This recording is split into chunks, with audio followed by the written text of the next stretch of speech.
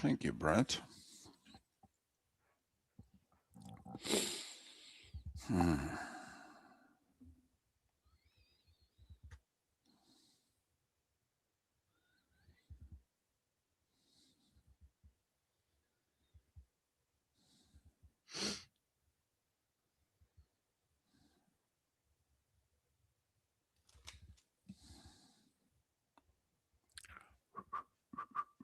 Tim and EB and Go Raiders and Coffin Ball. So 6 new playoff teams. Do I have that right? Yeah. Okay. Just checking. There's a stat that's even more amazing. Good. I can't wait to hear it. I'm very excited. Boy, ain't that the truth, Adam? It was the holy water, Adam. It was the holy water.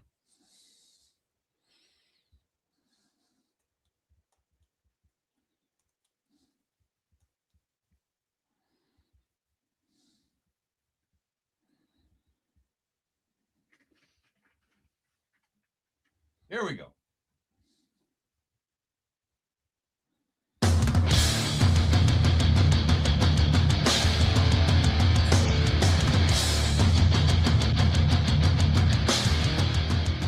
You're listening to Miller and Moulton, coming at you from the Floormeister Studios. Floormeisters, keeping it real. And now, here's Mark Miller and David Moulton. Top of the morning to you on this Overreaction Monday, the first such day of 2026. Hope you had a great weekend. Thanks for starting the first full week of the new year with us. How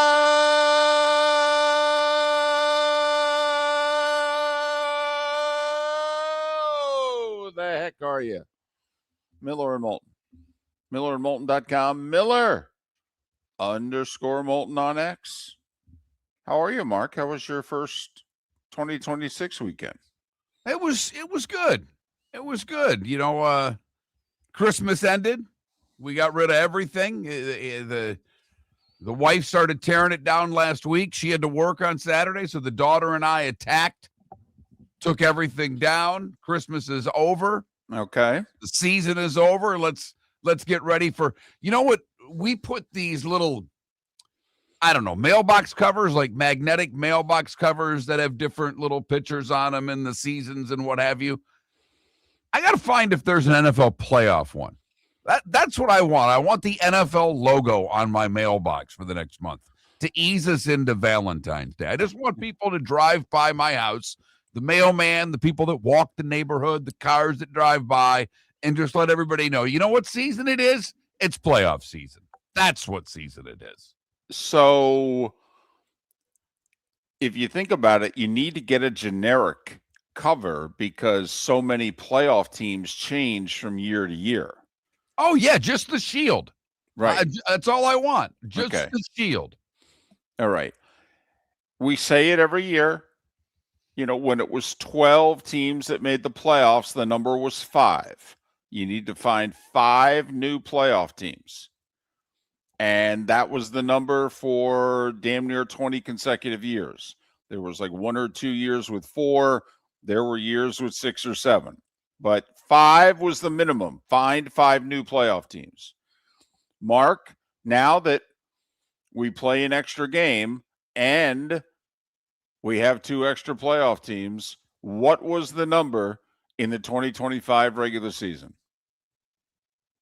6. 6 is the number, David.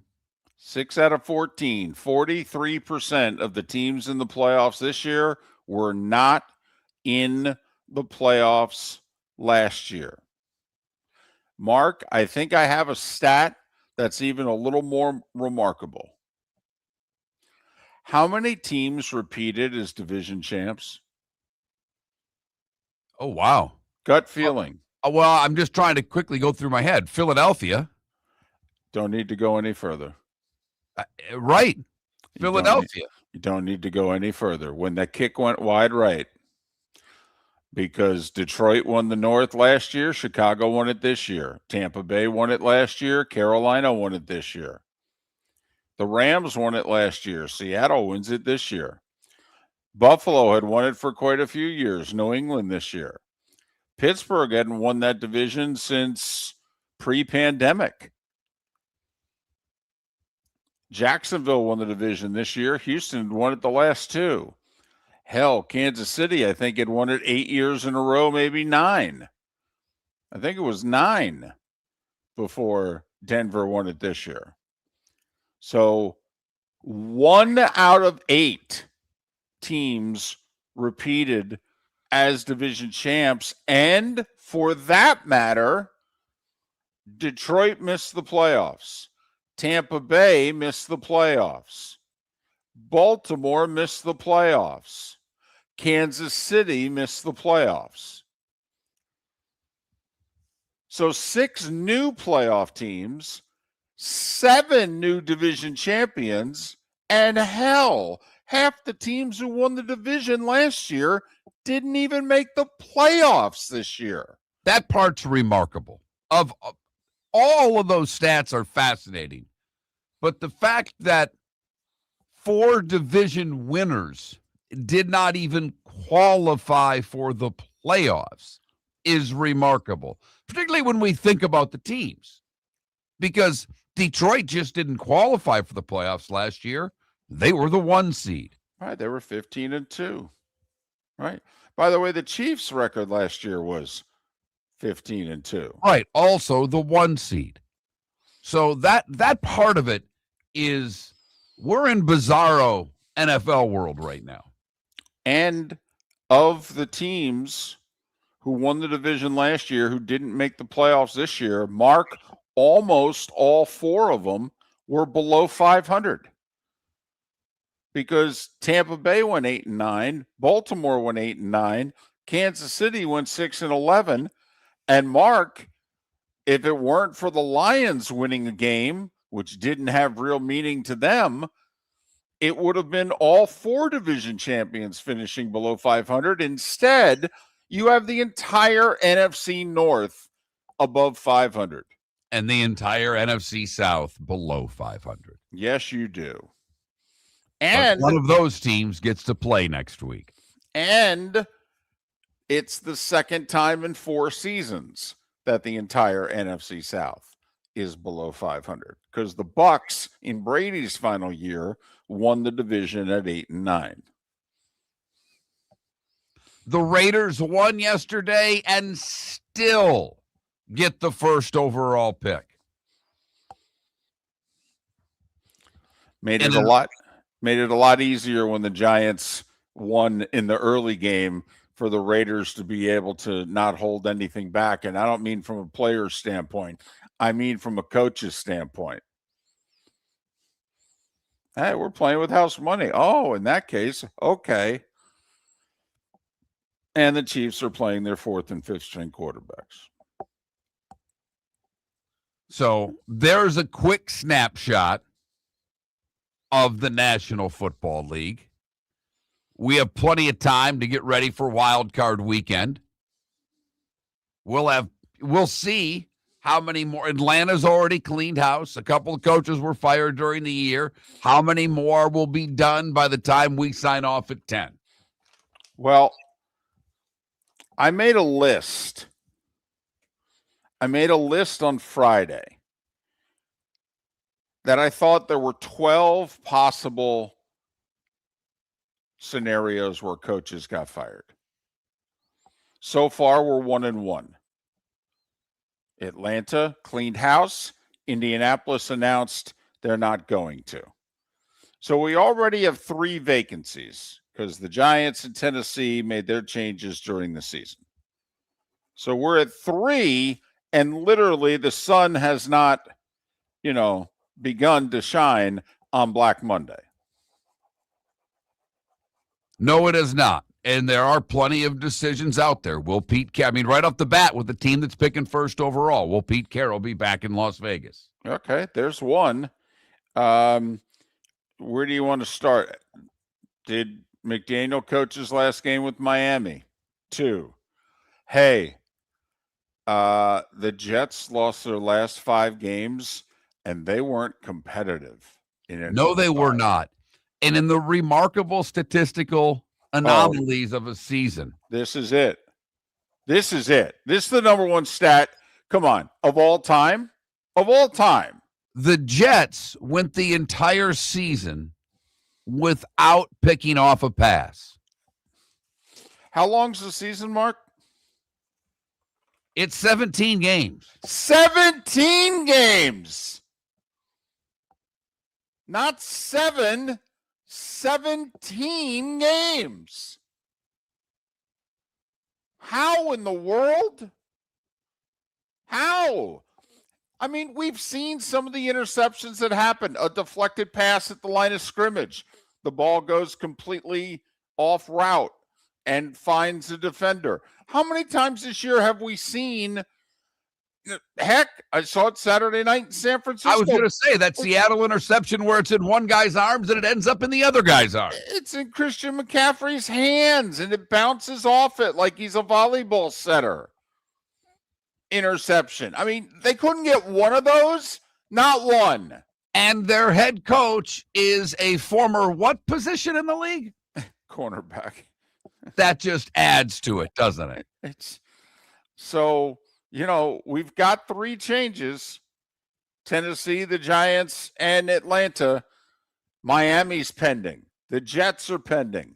Hey, I'm sorry. I think 3 of the 4 teams in the AFC North, I want to see whether or not, the white smoke comes out. Cincinnati, Cleveland, and Baltimore. Would it really surprise you if any of the 3 had change? And yes, they won their last game, but there are a lot of people wondering what's going to happen in Tampa. Arizona, he seems gone. They started 2-0. They finished 3-14. Do the math. I mean, there's a lot of situations out there, and I know there's no obvious Mike Vrabel or Ben Johnson. Yeah, I don't know what to tell you. I mean, heck, Atlanta, the guy won his last 4. At the end of the year, everybody said, well, that's the best, most talented team in the division. You just re-rack that sucker right now going into next year. And they said, nah, we're getting rid of everybody. We're getting rid of everybody. We're cleaning house. The dirty birds got dirty. Did you see the awkward video?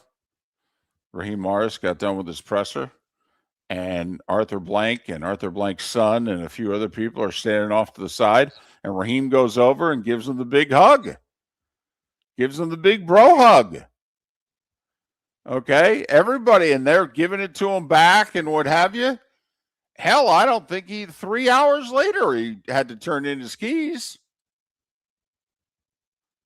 That's awkward. Yeah, that is awkward.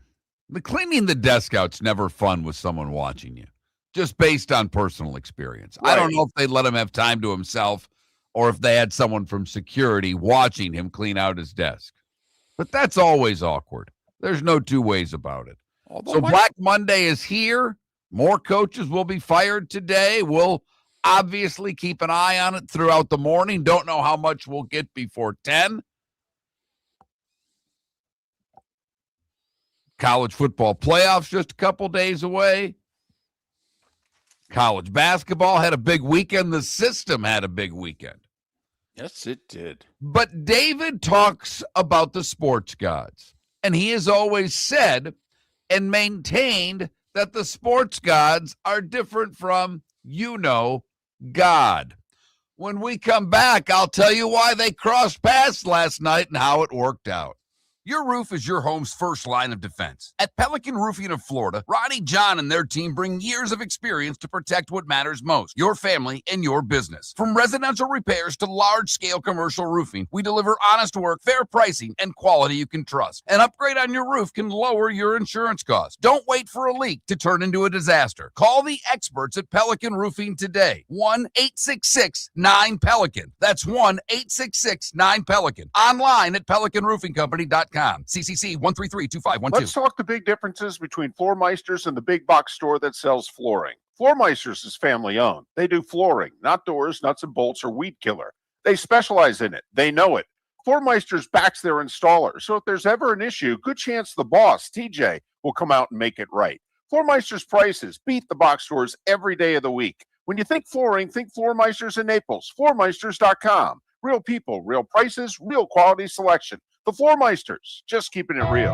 Play all night, play all day. Experience more in paradise. At Seminole Casino Hotel, we're bringing you more. With the newest slots, action-packed table games, sports betting, the hottest entertainment, and a variety of award-winning restaurants. Expect more with live craps, roulette, and blackjack 24/7. And over 1,400 of the most popular slot machines. This is the place where paradise never ends. This is Seminole Casino Hotel. Minutes away from more. For more information, visit moreinparadise.com. Must be 21 to play slots and table games. Concerned about your gambling? Call or text 1-833-PLAY-WISE. American Paint Supplies is your one-stop shop for all your coating needs and has been for 30 years. American Paint Supplies is also your #1 Festool dealer in Southwest Florida. If you are a builder, cabinet maker, painter, or power tool enthusiast, Festool craftsmanship can be found at American Paint Supplies. Celebrating 30 years of service, and Festool is celebrating 100 years of excellence. Come to American Paint Supply for a perfect pairing of service and expertise on 6100 Shirley Street, Naples, off of Pine Ridge, or online at AmericanPaintSupplies.net. This is Miller and Moulton.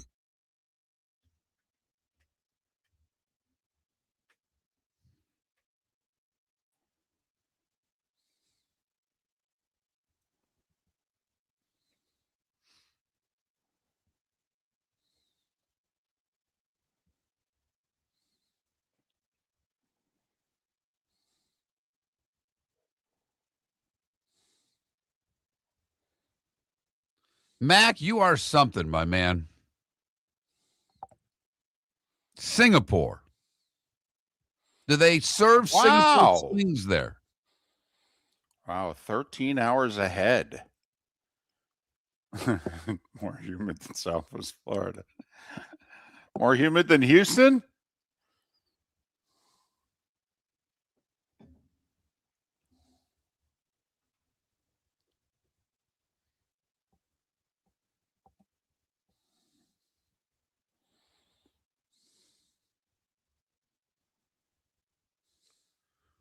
You know, they wore those pants again last night, David. The Panthers. Those things are hideous. Ugh.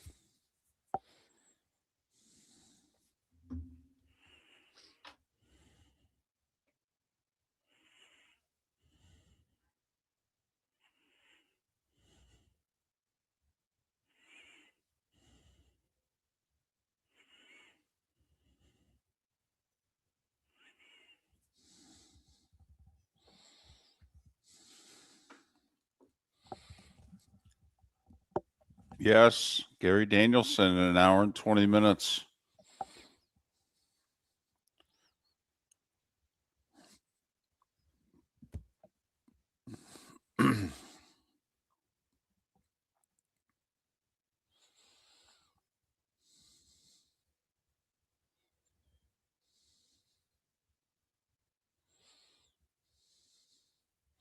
A belated Happy New Year, Mac. Where were you on New Year's? Oh, no, Paula, we could cut them off. The same thing could happen. We have a hard out. That's what happened with CBS. They had a hard out. In fact, we may do it just for the hell of it.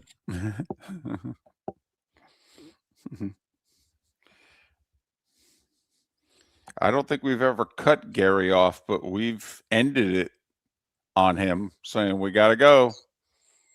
If it's close, we're not going to do that. Just let him keep talking, and I'll go to commercial.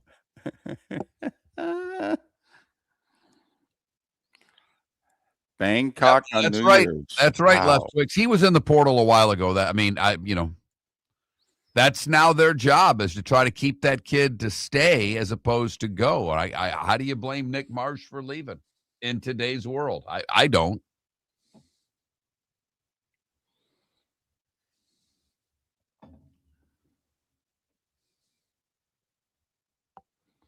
He did back in the day. Oh. I know. And it was awesome. God. That sounds like awesome to try it. So where do you want to go on New Year's? I was thinking Bangkok. All right.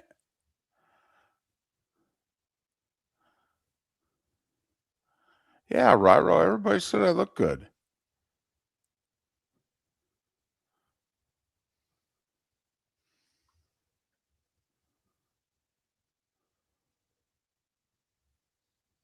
Here we go.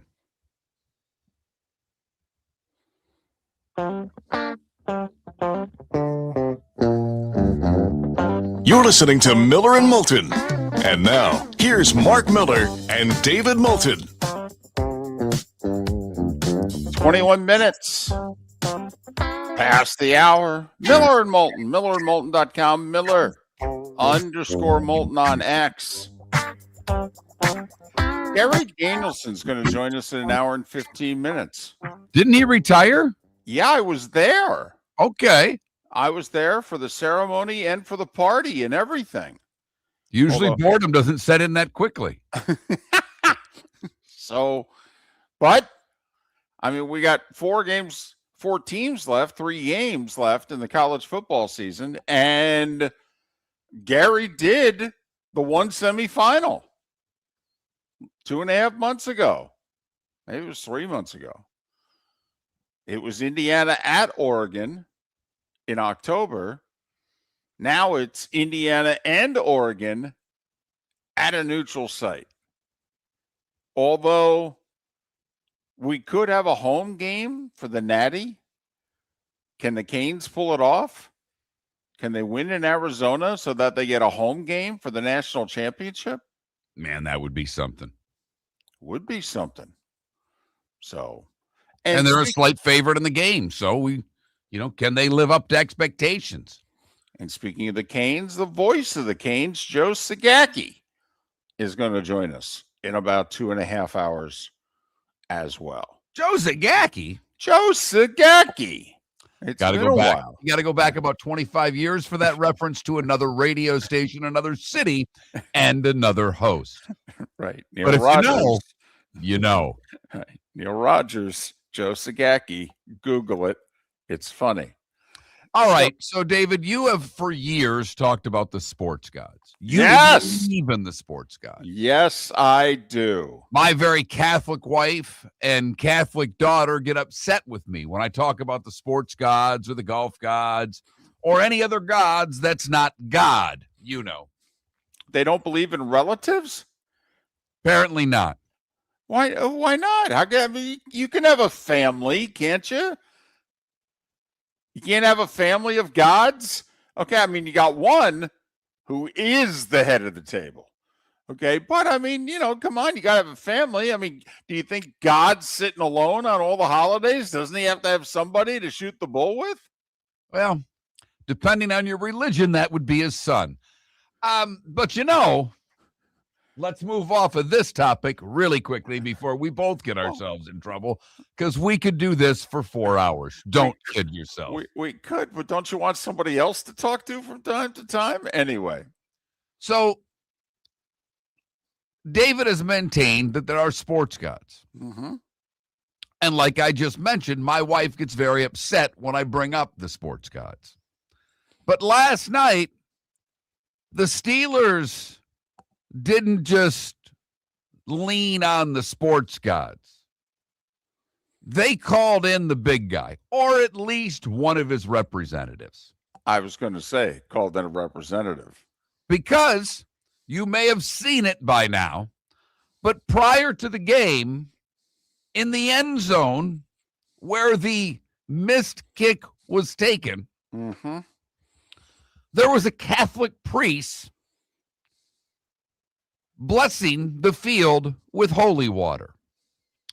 Now, for those of you that are not, and I don't know, I'm Catholic, so I don't know what goes on in the other Christian religions. I don't. I've not been to a Lutheran Methodist church. I don't. David, you've been to the Methodist church. Do they do the holy water the same way the Catholics do? No. Okay, I don't know. No. I go to one church. We stand up, sit down, kneel, fight, move on. Exactly. Give, fight. All right. Right. You're dismissed. So there's water at the Catholic Church, holy water. I think it comes from Rome. I'm not going to get into all the technicalities, but you walk in, you dip your hand in it, you make the sign of the cross. When you leave, you dip your hand in it, you make the sign of the cross. When the kid's baptized, they put them in holy water. They use it all the time. They love this stuff. Right. I think the Methodists, their water's from Rome, Georgia. Okay. But anyway, I digress. I got married in Rome, Georgia. Did you really? Yes, I did. That's outstanding. Well, and they used the water. Anyway. Episcopals. I don't know what the hell we did with that one. Anyhow. Just the lightning bolt's going to take out at least one of us. Oh, you're damn right. Yep. So Pittsburgh is a very Catholic city. Very. Very Catholic city. And I know this because I've been to church in Pittsburgh on a Sunday during football season when there are a large number of the constituents in the church, in the congregation, who are wearing Steeler jerseys because they're going to go right from church to the game. Right. Well, it's safe to say that many a priest in Pittsburgh is a Steelers fan. I know at the church that I've been going to for years, and we lost Father Hugh in the last year. He was a great man. He was an Eagles fan. Right. And I talked about it during the show because before they made the Super Bowl and won it a few years ago, he mentioned the NFC Championship. It was on that day. He mentioned it 6 times in the hour. 6 times. 4 in the homily alone. I miss him. And so, priests take it as seriously, some priests, I should say, as you and I do. And, well, a Catholic priest was in the end zone, blessing the end zone with holy water. Right. The same end zone that somehow caused the Baltimore kicker to blow it wide right and lose the game for Baltimore, allowing Pittsburgh to win the division and move on to the postseason. It's the first time that I can recall when the sports gods and the real God have crossed paths on a field. I'm sure there are other examples, but that's the latest. So NBC went there last night. I don't know how long many of you who stayed and saw the missed kick and what have you, but they do the on the field stuff, but eventually they go to break. Melissa Stark interviews Rodgers. When they go to break, they come back from break. They cue up the video that they shot during the pregame, and networks do shoot a lot of things pregame that never see the light of day, but you film it just in case. And sure enough, there was whoever, and he was doing the holy water 2 hours before kickoff in the end zone that Tyler Loop missed the 44-yard field goal into. And so Tirico gets done doing his thing. They come to a 2-shot, and Collinsworth says, "So you're telling me it wasn't Tyler Loop's fault?" And Tirico, he was eloquent, but he wasn't saying much. He's like, "Yeah, we might have to transition off of this." And Collinsworth's just laughing. So there you go. NBC went there. The gods, the sports gods, were they at play last night? NBC basically said, remember Fox's old adage, we report, you decide? Okay, that was what I thought NBC did last night. They just said, hey, this is what happened. You decide whether or not it had any influence in the final kick. That's up to you. Just remember the new popes from Chicago. We'll see if that has any bearing on the postseason. So, you knew some weird things would happen yesterday. And obviously, that's, the wildest. The ending of that game was just crazy. But the Bears lose and think that they've lost the 2 seed, only for the Eagles to blow it right on top of them. Mm-hmm. Yeah, the Eagles didn't care. They were resting their guys, and 2, 3 doesn't matter to them. We need to be healthy. Okay. Can also look at it in which the Eagles said, well, we can go into Chicago, beat the Bears. Come on. Even though the Bears already beat them. But the Eagles just decided, hey, we need to get healthy. Nothing more important than that. But 6 new playoff teams, how will they handle it? Will there be more pressure? Will they be able to seize the moment? Many say you have to have experience in the postseason. A lot of new teams sitting up high. Miller and Moulton, starting 5s next. Your roof is your home's first line of defense. At Pelican Roofing of Florida, Ronnie John and their team bring years of experience to protect what matters most, your family and your business. From residential repairs to large-scale commercial roofing, we deliver honest work, fair pricing, and quality you can trust. An upgrade on your roof can lower your insurance costs. Don't wait for a leak to turn into a disaster. Call the experts at Pelican Roofing today. 1-866-9-PELICAN. That's 1-866-9-PELICAN. Online at pelicanroofingcompany.com. CCC 1332512. Let's talk the big differences between Floor Meisters and the big box store that sells flooring. Floor Meisters is family owned. They do flooring, not doors, nuts and bolts, or weed killer. They specialize in it. They know it.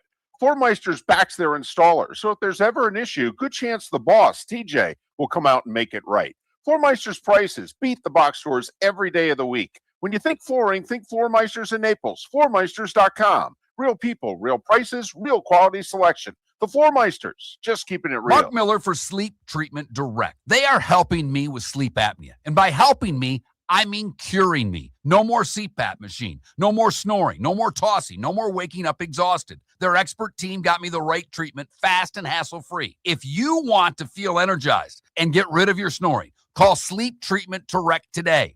444-1741. That's 239-444-1741. Sleep Treatment Direct. Sleep safe and sound. American Paint Supplies is your one-stop shop for all your coating needs and has been for 30 years. American Paint Supplies is also your #1 Festool dealer in Southwest Florida. If you are a builder, cabinet maker, painter, or power tool enthusiast, Festool craftsmanship can be found at American Paint Supplies. Celebrating 30 years of service, and Festool is celebrating 100 years of excellence. Come to American Paint Supply for a perfect pairing of service and expertise on 6100 Shirley Street, Naples, off of Pine Ridge, or online at AmericanPaintSupplies.net. This is Miller and Moulton.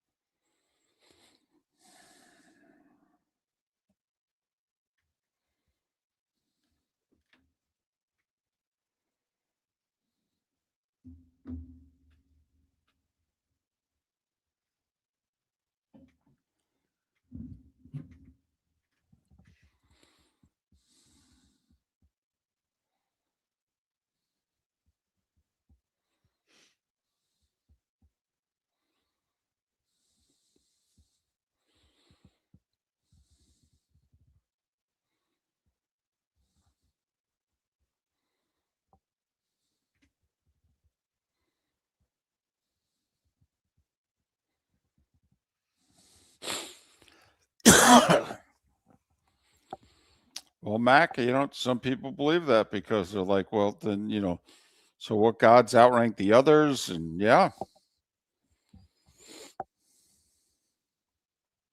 So, David, I have to throw a little hitch in your giddy up at some point. Do me a favor. Hit the edit button up top. and go to YouTube. Okay. Do you see how I have changed your guest and stacked them? How they're not, and it's, I don't know which. Do I click on the YouTube? Sorry. the YouTube icon there? Yep. Okay. No, it's not that one. Click YouTube and then click edit, I guess it is what I do. Get it. And then okay.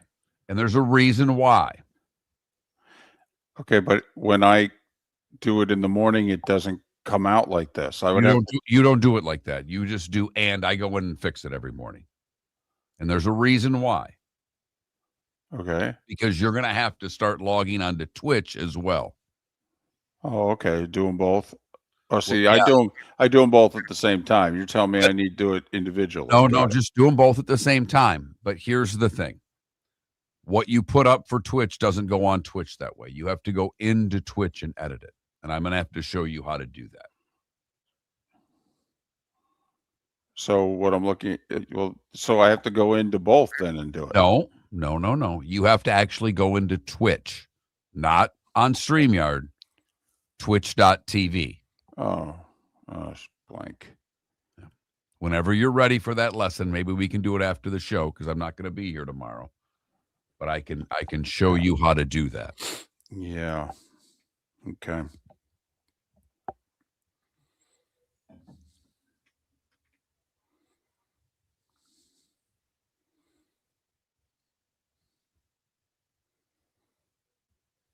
No, he didn't, Sonny. He was talking about it and he didn't go. No, I had something come up. So I was too tired, actually. I had to do a whole other radio show. So I just needed to go get dinner and go back to the room and lay down. Would you have to do Pats? Yeah, I called last minute and I went, I don't have, because I have Comrex equipment for them. And I'm like, I don't have it. And they said, well, so I did it off of Zoom, which they don't normally allow. So, yeah, I didn't get a nap. I mean, I didn't get to go to Louisville, Stanford. The Louisville team was staying at our hotel.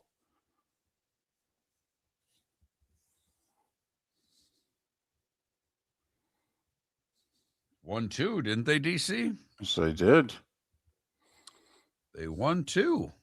Both on the road.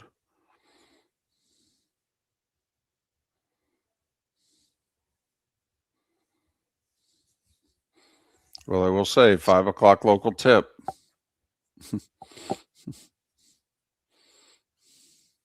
All right, here we go.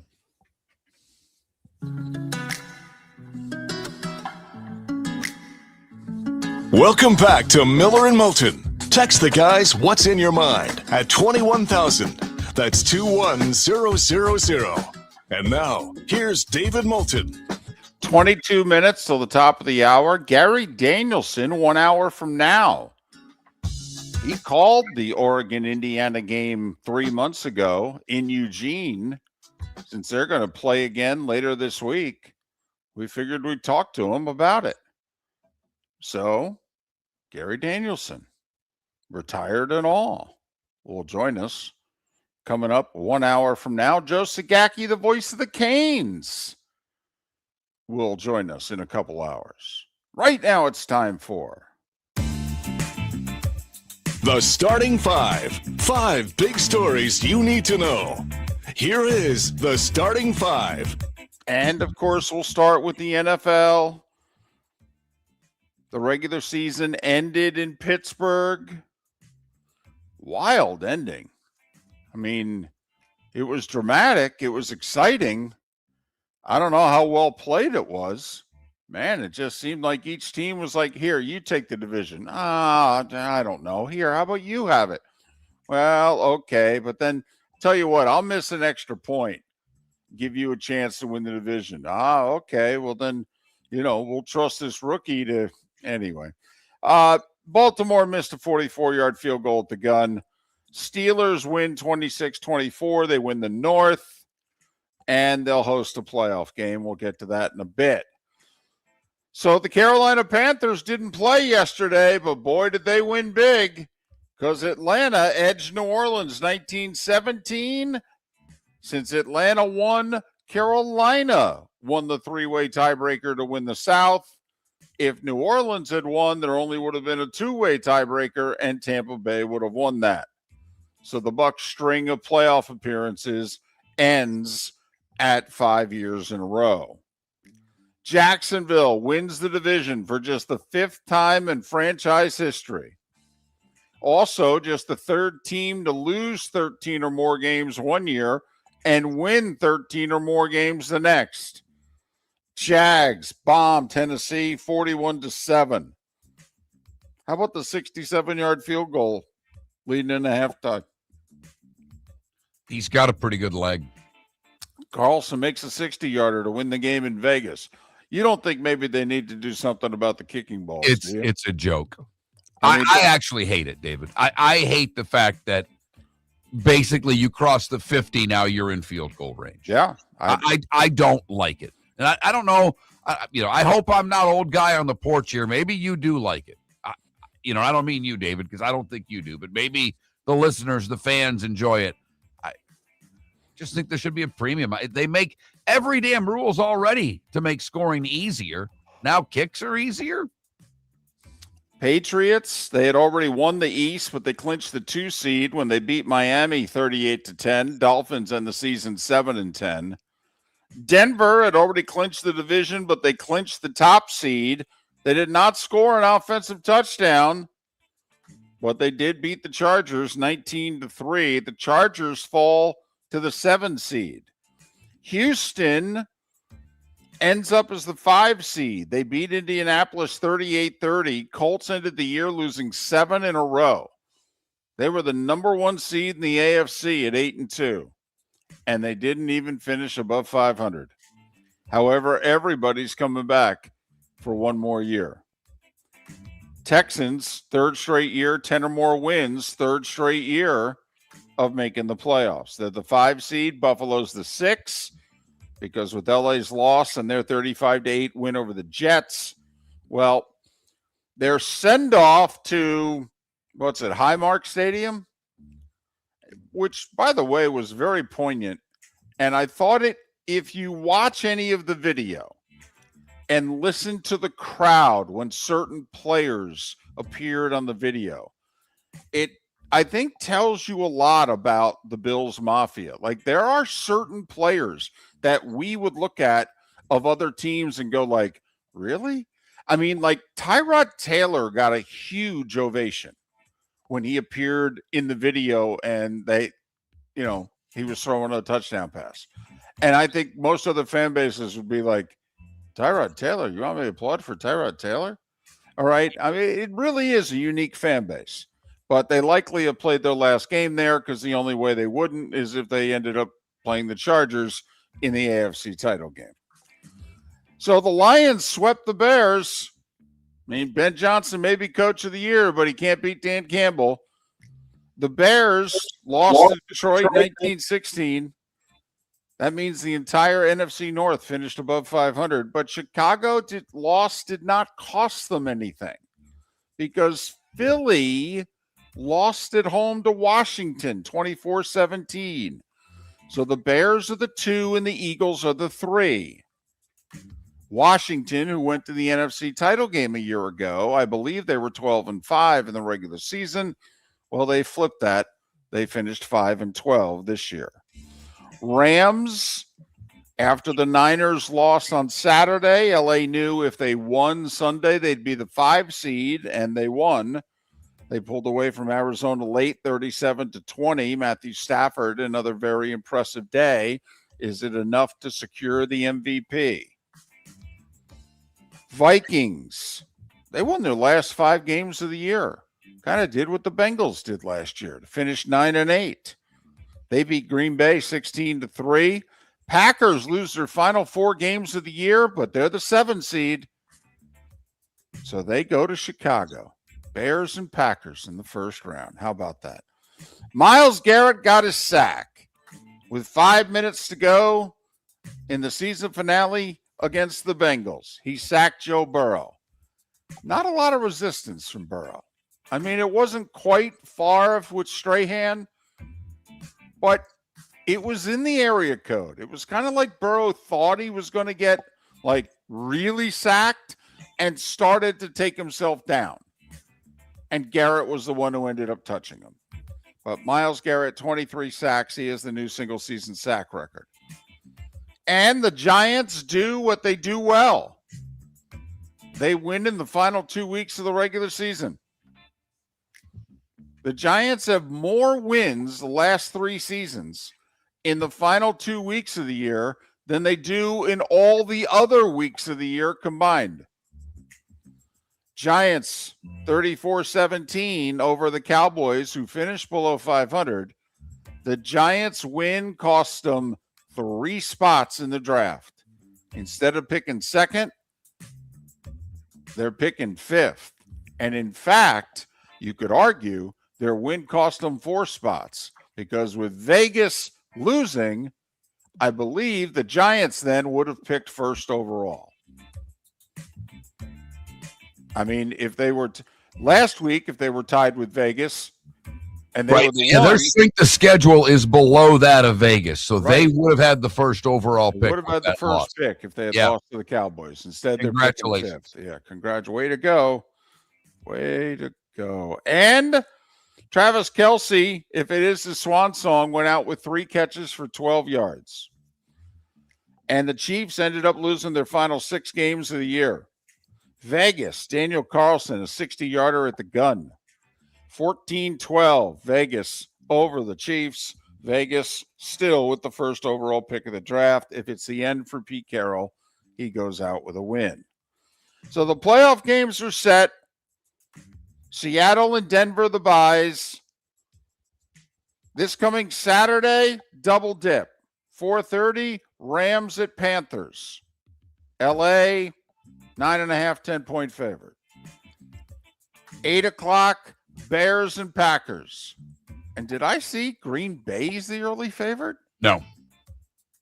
I thought the opening line was they were a 1.5 favorite. Which shocked me. It's a 1.5 the other way as of this Okay. moment in time. So if it opened that way, it's already flipped. But right now, the Bears are a 1.5 favorite. Which they should be. I know I would have jumped it. Triple header on Sunday. Bills and Jags at 1. Niners and Eagles at 4:30. Chargers and Patriots at 8 o'clock. And the Monday nighter is Houston at Pittsburgh. Other NFL news, the Falcons cleaned house 3 hours after beating the Saints. They fired head coach Raheem Morris and GM Terry Fontenot. Raheem went 8-9 in both his seasons as head coach. Fontenot had been there 5 years. They hadn't made the playoffs any of the 5 years. Colts, however, announced that Shane Steichen and general manager Chris Ballard are returning. In Steichen's case, they've won, what are they, a game below 500? I think 9-8, 8-9, 8-9. Ballard's been there 9 years. He's 8 games below 500. We sure he's done enough to come back? There are, the people that I follow that cover the Colts are a lot more critical of Ballard than national criticism that he gets. There are a lot of people in Indianapolis who think he's overstayed his welcome running that football team. Well, he's also had 6 years to replace Andrew Luck. How's that going? College football. Rocco Becht followed as head coach from Iowa State to Penn State. UCF has a new quarterback. He's the guy who led James Madison to the playoff, Alonzo Barrett. Nebraska got Notre Dame's backup, Kenny Minchie, to be their quarterback. The Bearcats, their quarterback, Brendan Sorsby, goes to Texas Tech. He's apparently was the number 1 guy in the portal in terms of money. Came down to Texas Tech or LSU, and he chose Lubbock. Give you an idea of how much money they're spending. Michigan State wide receiver Nick Marsh and TCU quarterback Josh Hoover, yeah, they both chose Cignetti and the Hoosiers. Wisconsin River Falls won the Division III national title, and tonight we find out who wins the FCS title, Illinois State or Montana State, 7:30 on the four-letter network. Illinois State's won 4 games, all on the road. This game's in Nashville, for what it's worth. NBA, 8 games last night. Orlando got 31 from Bain in an 8-point home win over the Pacers. Norman Powell, 34. He hit 9 threes for the Heat. They beat the Pelicans by 19. Mark, your Pistons in about 24 hours have a chance to make a big statement. About as big as you can make in a regular season, to be honest with you. They beat Cleveland in Cleveland last night, 114-110, and tonight they host the Knicks. Basically, the teams we thought would be the 2 best teams in the East this year, and the Pistons can sweep them in 24 hours. It's interesting what happens. Denver, without the big fella, you're not going to believe this, they're losing games. They've lost 4 of 5. Brooklyn beat them by 12. Lakers got 36, 9, and 8 from Luka, 26 and 10 from LeBron. They rallied to beat Memphis, 120-114.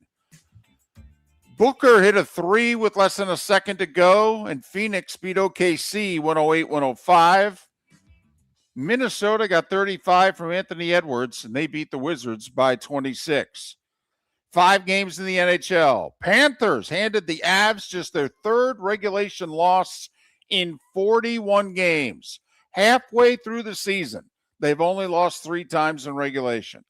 Panthers 2-1 over the Avs. Not sure how you lose to a team wearing pants like what the Panthers did. They are the worst looking uniforms right now in sports. They're gross. I'm sorry, Panther fan. Convince me otherwise. The Stars have lost 5 in a row. Before this losing streak, they'd only lost 4 games in regulation all year. Montreal beat them in overtime 4-3.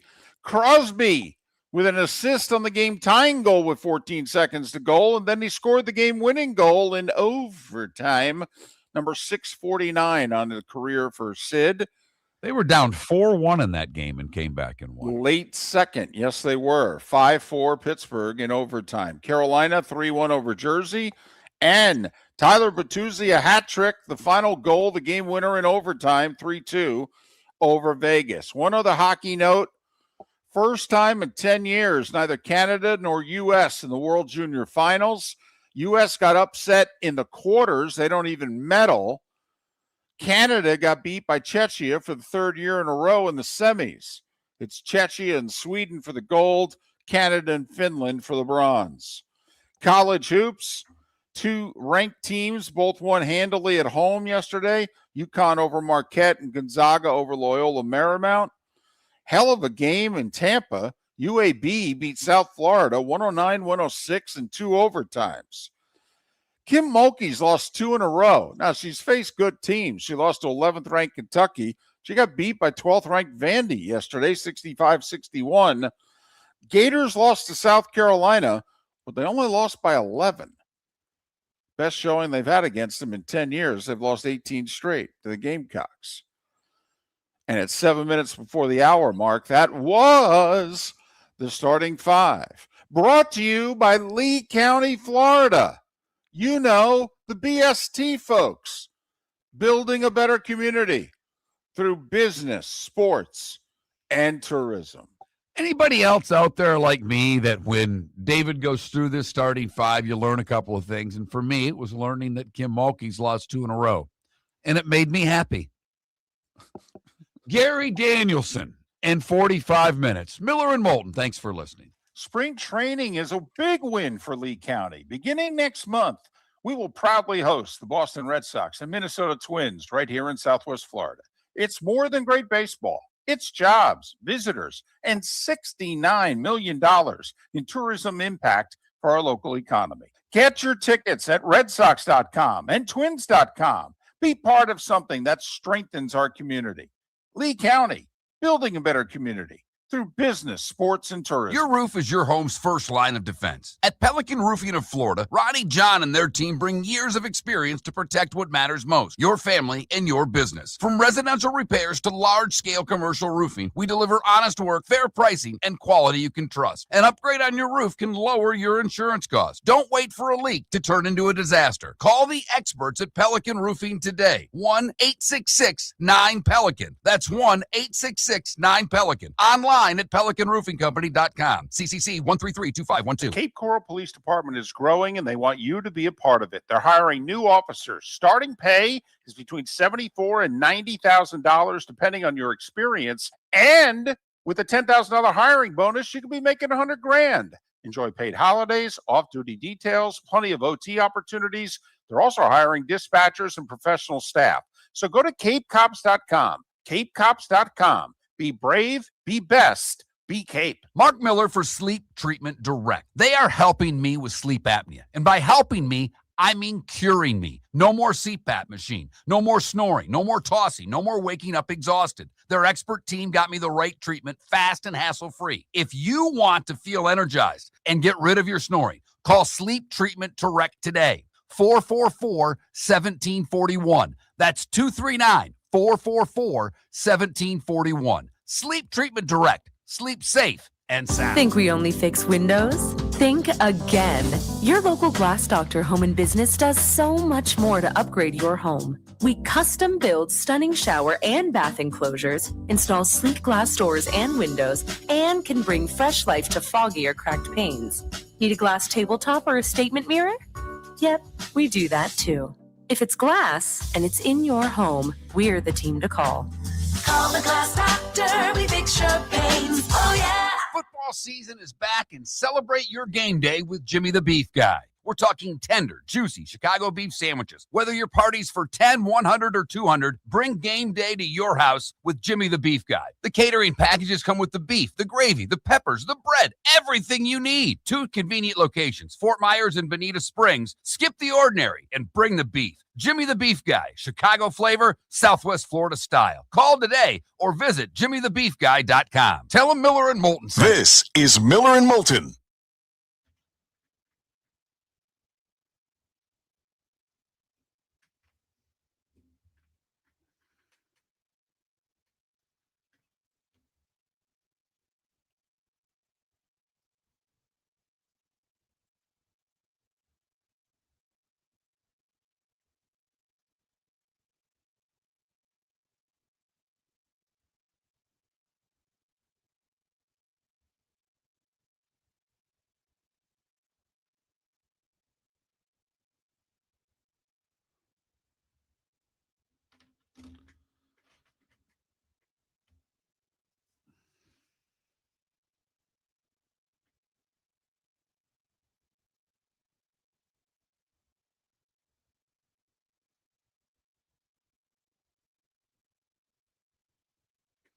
Michael, when someone who is in the tank for a team the way you are for your teams predicts they're going to do great, it's not really a prediction.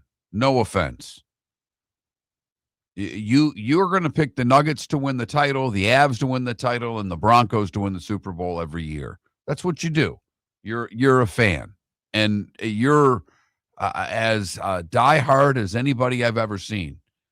And we get it. I mean, you come in here every morning and you dominate the Twitch chat room talking about your team.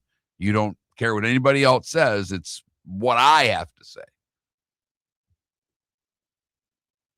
We get it. You picked them to be great. You were right. You're going to pick them that way next year, and you're going to pick them that way the year after, and you're going to pick them that way the year after that. I'll make a bet right now. So therefore, when your prediction comes true, it doesn't really mean that much to the rest of us.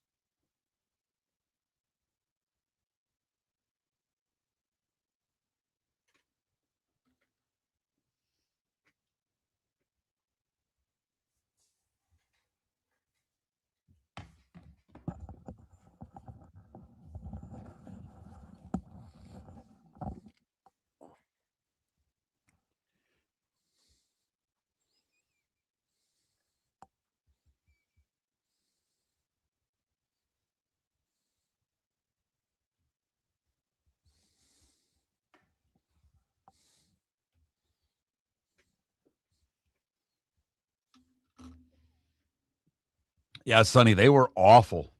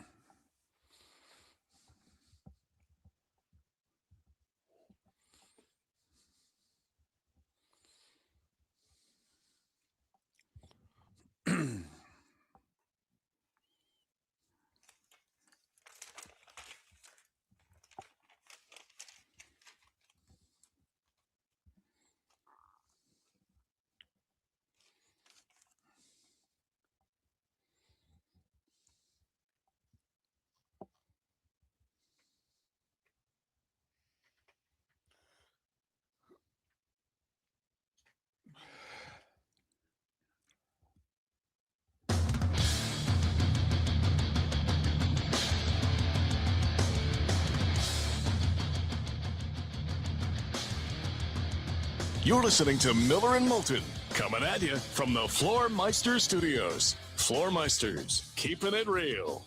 And now, here's Mark Miller and David Moulton. Hour 2 of Miller and Moulton on this Overreaction Monday. It's also known as Black Monday around the NFL, where coaches and general managers get fired. One coach and one GM got fired last night. Atlanta Falcons said to Raheem Morris, nice 4-game winning streak. Somebody else will take it from here. Hey, Terry Fontenot, you put together probably the best roster in the NFC South, but you had 5 years, you never made the playoffs. Somebody else will take it from here. So regime change in Atlanta. Tennessee and the Giants finished the season with interim coaches. Nobody expects those guys to get the job going forward. So that's 3. How many more are we going to have? I put the over-under at 7.5, and I went over for the record. We're at 3. We'll see if we can get to 8, 9, or what have you. All right, I'm just going to stop you and go through which ones. Just give me yes or no's. Stay, we'll play the clash, David. Should he stay or should he go? Wait, hold on. Should he stay versus Well, will? I'm just using this fun. Okay. I had a little fun. I used musical license. I used a little musical license to work the clash into the show. So I'll answer. Not many morning shows do that. No, and not only that, you worked it in without us having to pay the rights fee or get in trouble on YouTube for if we played it. So that's fantastic. Well done by you. So I will answer accordingly. Stay or go. Vegas. Go. Jets. Stay. Arizona. Remember, I'm not saying what I would do. I'm predicting. No, I know what you think will happen. Arizona. Go. Tennessee and the Giants already done. Cleveland. Go.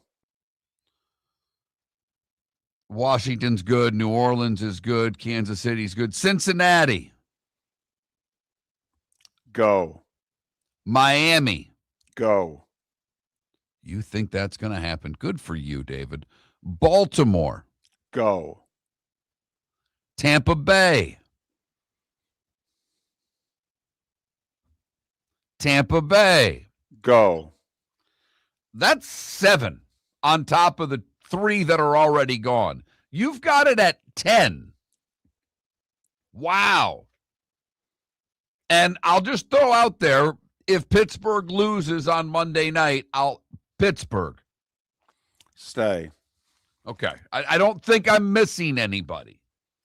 I did not include Kansas City.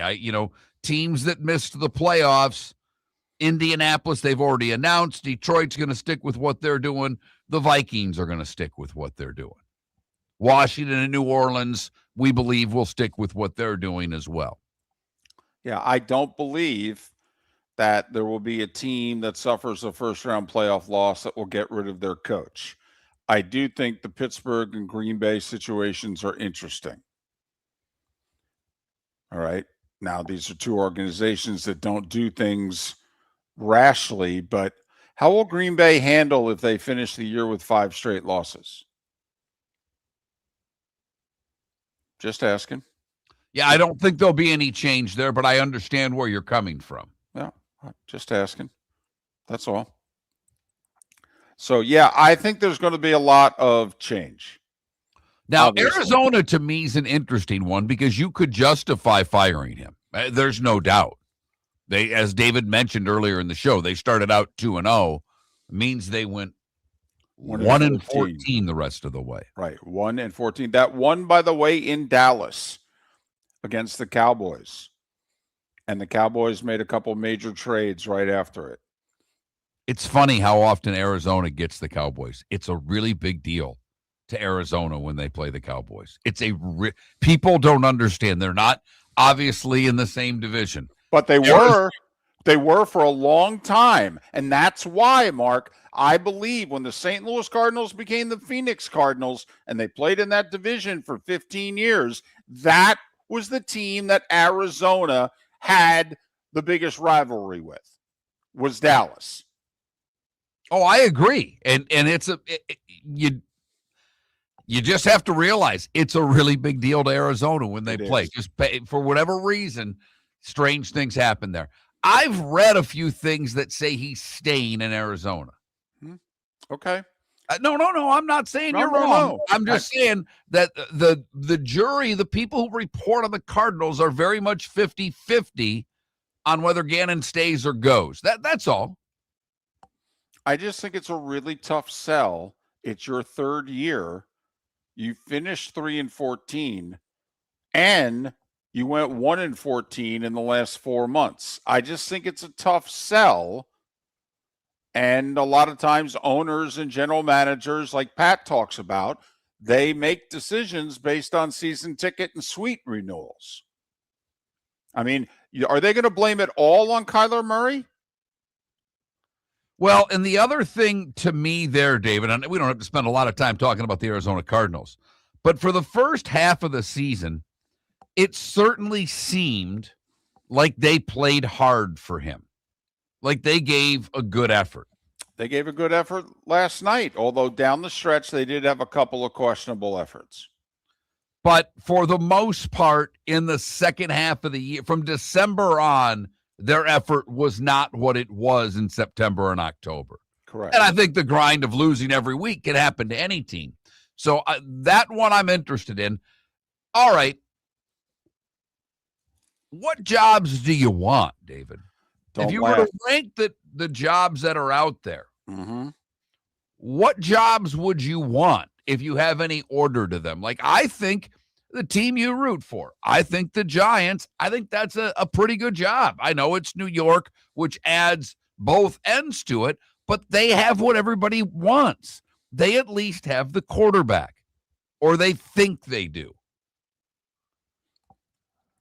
I would think you'd want Cincinnati. I mean, Joe Burrow's there.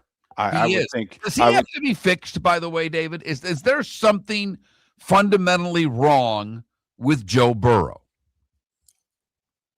There are too many turnovers. And too many sacks. And Flacco showed that if you get rid of the ball quickly, you don't have to take all of those sacks. He holds the ball a long time. You're right. You and I have a love affair with Joe Burrow. So I get where you're coming from. And talent-wise, it's all there. But something's not right, not only on the field, but off the field with Joe Burrow right now. I don't know if it's just losing all the time. It very well could be.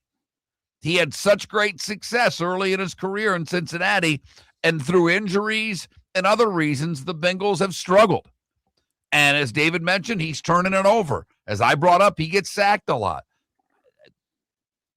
I'm with you because of Joe Burrow, but I certainly hope he's willing to listen to whomever the new coach is, because he's got to fix some things too. This isn't all on the Bengals and the personnel and the offensive line. Some of this is on Joe Burrow. The Bengals had 3 games this year in which there was a pick six and another non-offensive score against them in the game, including yesterday against Cleveland. So I would think you would go somewhere where you feel you have a quarterback in place. Wouldn't that be the jobs that you would then line them up Right. and say, this is most desirable? It's why some people actually are high on the Tennessee job. They like Cam Ward. Now, I would want no part of the Tennessee job because of that owner. I don't think she has a clue.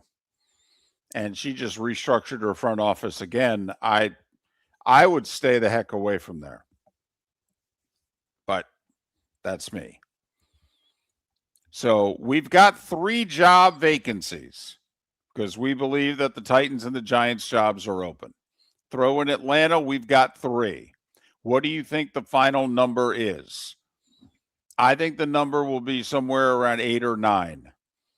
I think it will be very high. And yes, there doesn't seem to be enough viable candidates to replace them. But once again, what did we go over an hour ago? How many new playoff teams? 6. How many new division champions? 7. How many of the final 4 teams left in the playoffs last year finished below 500 this year? 2. I think that the owners are going to react to this. They're going to be like, yeah, the league is changing even more. We need to be proactive. Could be wrong. Could be wrong. Maybe a majority of the owners decide like the Colts, in which they go, listen, the head coach and the GM weren't the problem. We were 8-2. Our key guys got hurt. That was the problem. We need to improve the roster, sure, but we're doing things the right way. I'm not ready to blow this up yet. Okay. But let me ask you, Mark, by that criteria, we're doing things the right way. I'm not ready to blow this up. Miami? David, if it were up to me, Right. he would have been fired a long time. Right. No, but yes, we're doing things the right way. I'm not ready to blow this up. A yes or no? Miami? I don't think they're doing it the right way. The Jets? They're not doing it the right way.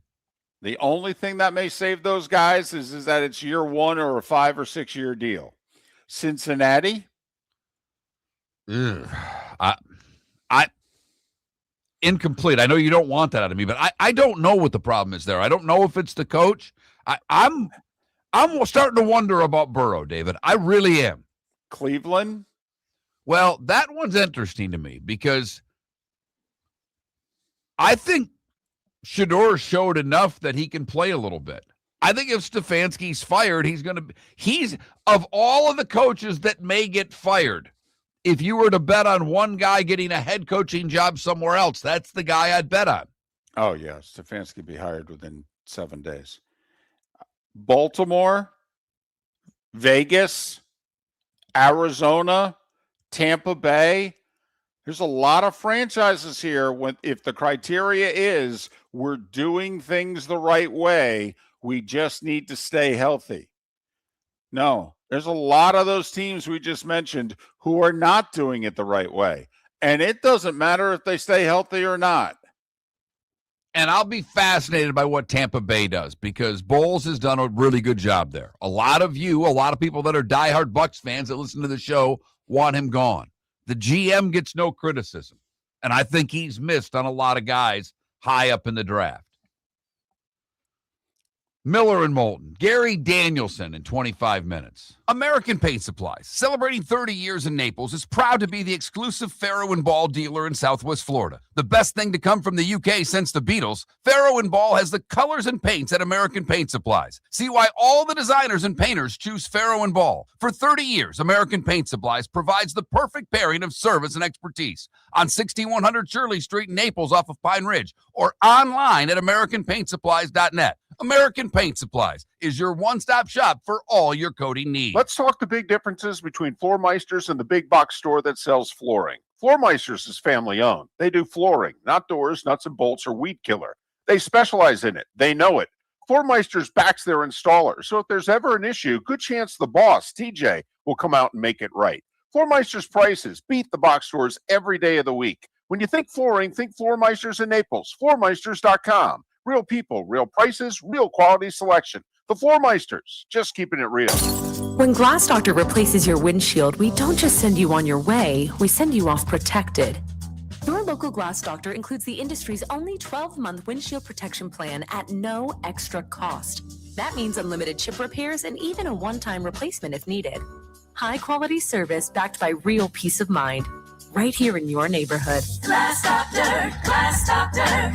Call the Glass Doctor, we fix your pains. Oh, yeah. Exclusions apply. See your local Glass Doctor for Your details. roof is your home's first line of defense. At Pelican Roofing of Florida, Ronnie, John, and their team bring years of experience to protect what matters most, your family and your business. From residential repairs to large-scale commercial roofing, we deliver honest work, fair pricing, and quality you can trust. An upgrade on your roof can lower your insurance costs. Don't wait for a leak to turn into a disaster. Call the experts at Pelican Roofing today. 1-866-9-PELICAN. That's 1-866-9-PELICAN. Online at PelicanRoofingCompany.com. CCC 13325. This is Miller and Moulton.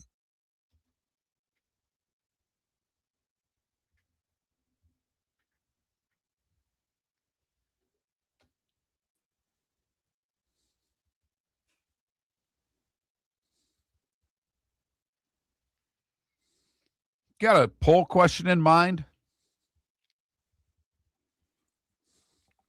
Should the Bucks fire Todd Bowles? I like it.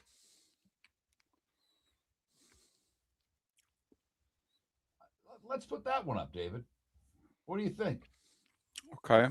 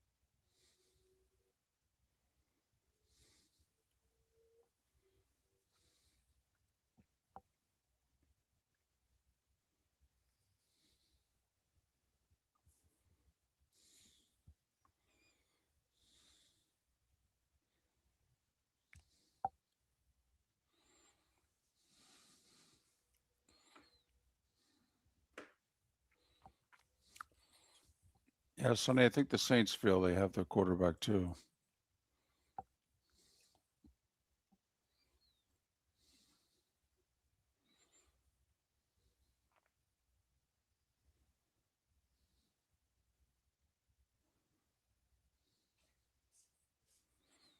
Well, I think the fact left to it's the second time in 4 years they finished below 500.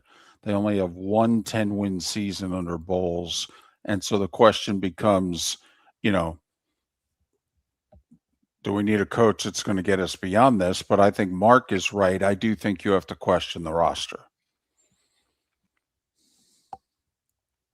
By the way, if I believe the stat, they finished 8-9. I believe the stat was if you froze the scoreboard with a minute left, what would the Bucks record have been? And it would have been 5-12.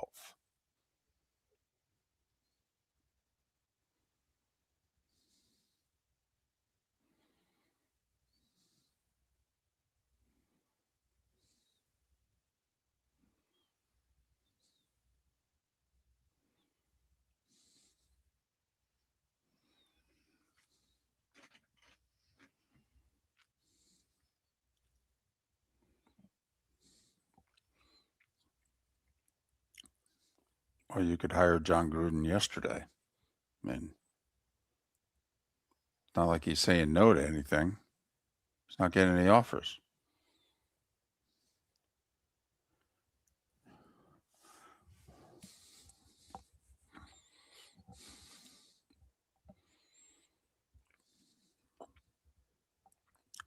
Now, Pittsburgh played at Buffalo a couple years ago. I thought it was higher.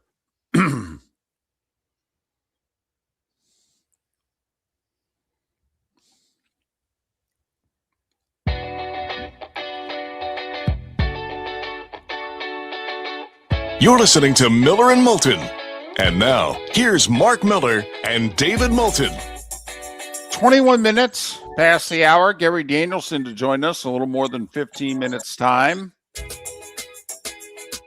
We'll get him to look back at his 36-year career a bit, but we want to look ahead.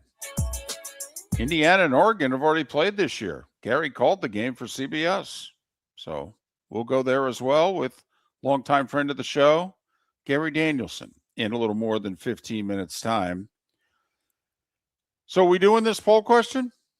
Poll question is up. It's very simple.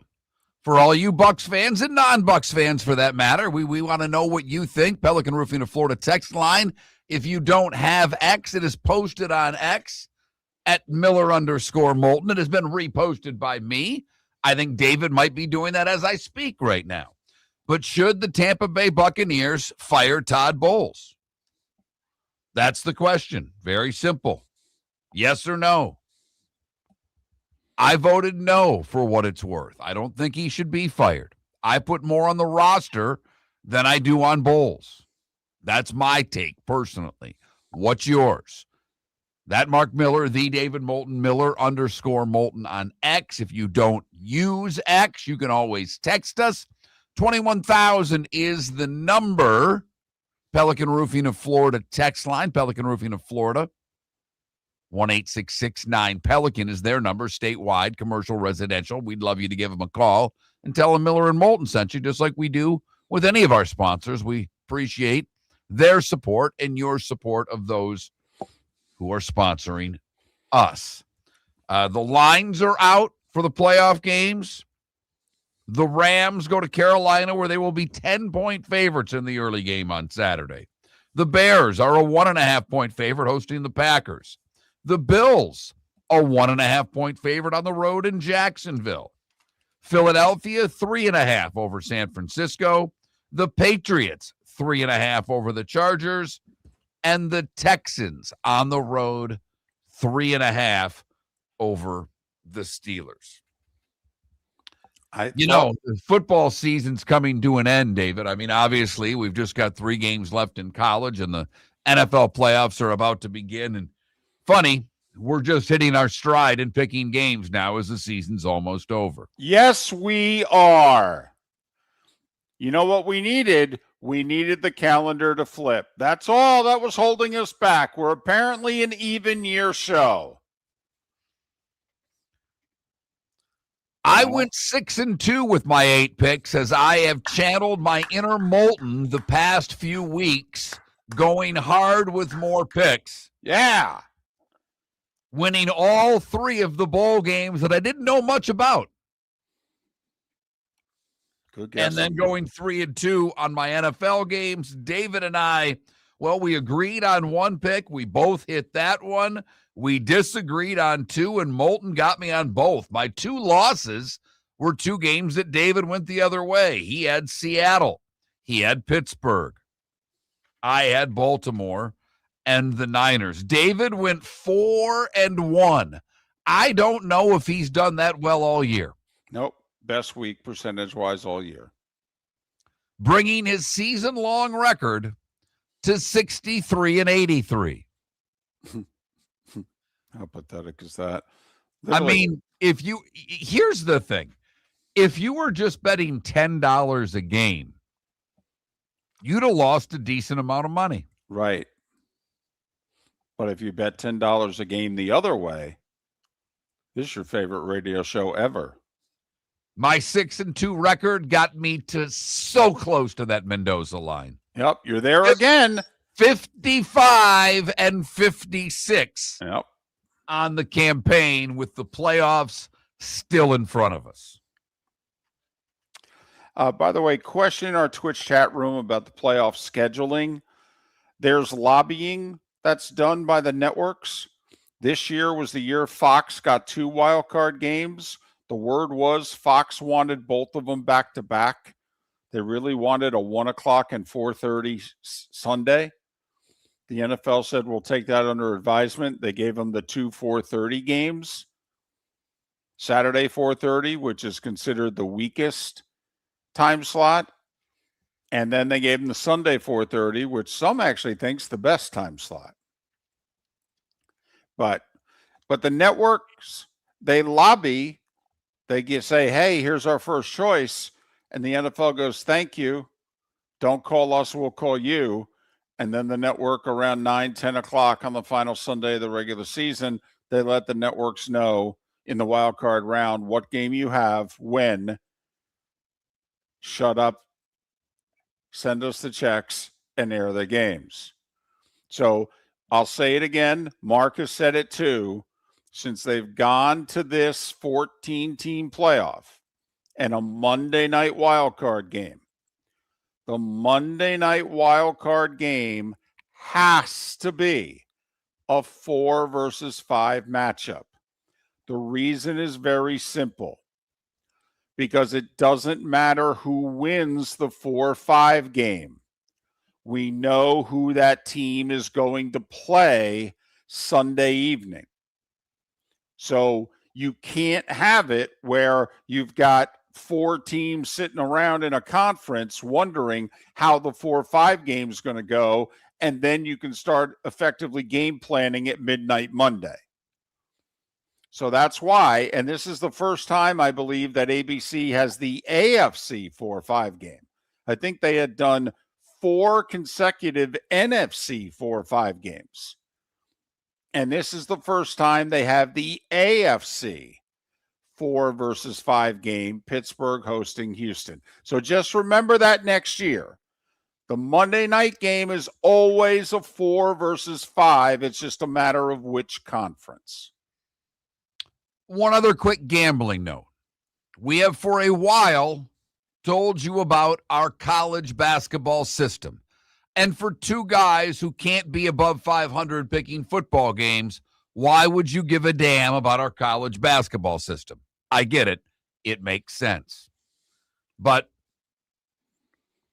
we have been on this for a few years. It's done pretty well by us. Yeah, and it really this has. weekend, there were a ton of games. We've been keeping track. It went, last week, I think it went like 2-2 during the week. But basically on the season, right now, our system is 4 games above 500. I have it at 12-8. It may be 14-10. I might have missed a couple of games putting them down, but I know the record as far as over above 500 is the same. And there were a boatload of them on Saturday. There was one Friday night, right? That was your game, Stanford and Louisville. You were out, Right. You were out west and almost went to that game. Ended up not being able to go, and Stanford won. Louisville was a favorite, and there was a bunch on Saturday, nothing yesterday. But the system went 7-4 over the weekend. So 4 games above 500. It's very simple. When a ranked team is favored on the road against an unranked team, we bet the unranked team. Like Stanford was a 9.5-point home dog against 15th ranked Louisville. Stanford won outright. And we, oh, by the way, had them in the points.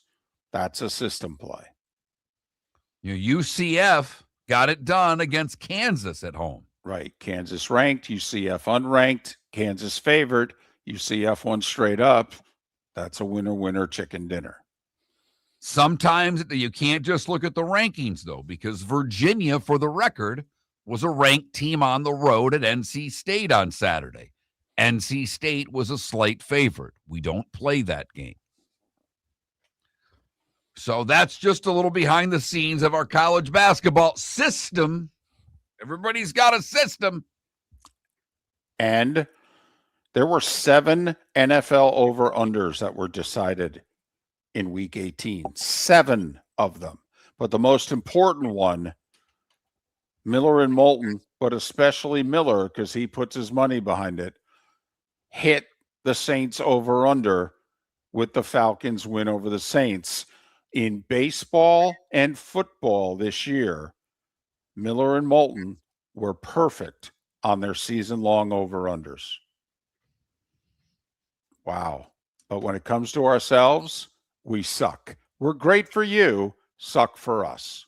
Your roof is your home's first line of defense. At Pelican Roofing of Florida, Ronnie John and their team bring years of experience to protect what matters most, your family and your business. From residential repairs to large-scale commercial roofing, we deliver honest work, fair pricing, and quality you can trust. An upgrade on your roof can lower your insurance costs. Don't wait for a leak to turn into a disaster. Call the experts at Pelican Roofing today. 1-866-9-PELICAN. That's 1-866-9-PELICAN. Online at PelicanRoofingCompany.com. CCC 1332512. Play all night, play all day. Experience more in paradise. At Seminole Casino Hotel, we're bringing you more. With real cards and real dealers 24/7, this is the place where the action never ends. Now you can bet on your favorite team, roll the dice on craps, or spin the wheel for roulette. We've got your game. Plus, the Zigzag Girls Blackjack Pit features nonstop excitement and free drinks while you play. This is Seminole Casino Hotel, minutes away from more. For more information, visit moreinparadise.com. Must be 21 to play slots and table games. Concerned about your gambling? Call or text 1-833-PLAY-WISE. American Paint Supplies, celebrating 30 years in Naples, is proud to be the exclusive Farrow and Ball dealer in Southwest Florida. The best thing to come from the UK since the Beatles, Farrow and Ball has the colors and paints at American Paint Supplies. See why all the designers and painters choose Farrow and Ball. For 30 years, American Paint Supplies provides the perfect pairing of service and expertise. On 6100 Shirley Street in Naples off of Pine Ridge, or online at AmericanPaintSupplies.net. American Paint Supplies is your one-stop shop for all your coating needs. Lee County Economic Development will release its 2025 annual report on February 5th at their annual meeting. It's a powerful look at our local economy, highlighting key data, emerging trends, and performance from the past year. The report covers major industries, workforce initiatives, business growth, and partnerships that drive Lee County forward.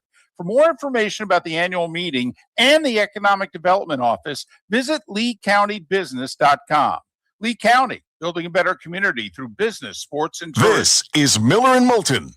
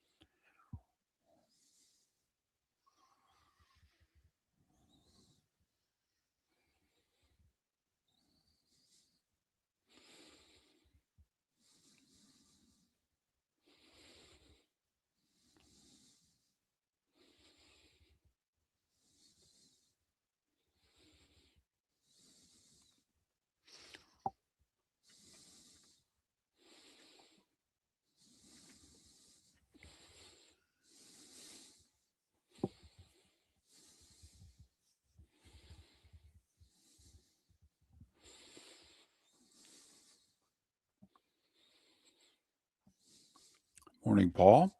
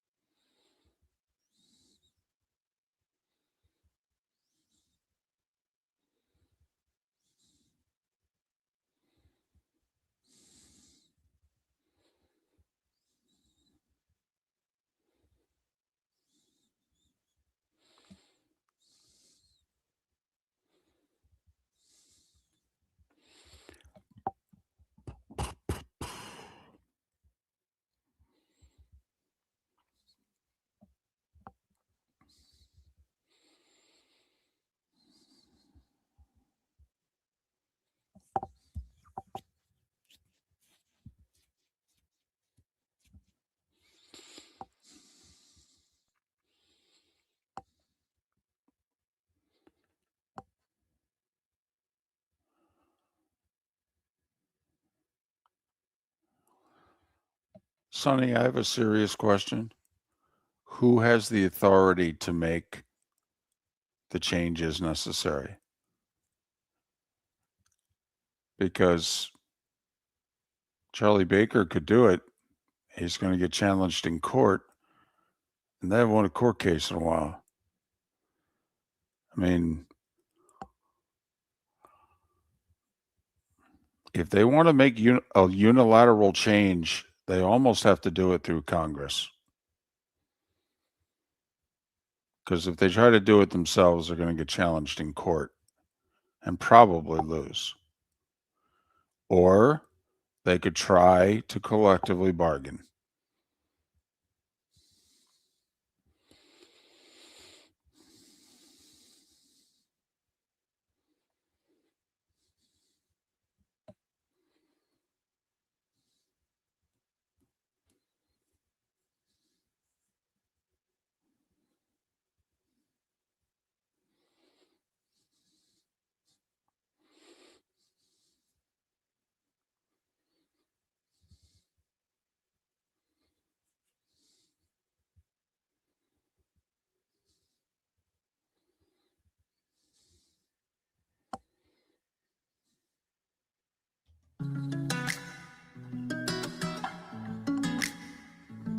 Welcome back to Miller and Moulton. Text the guys what's in your mind at 21,000.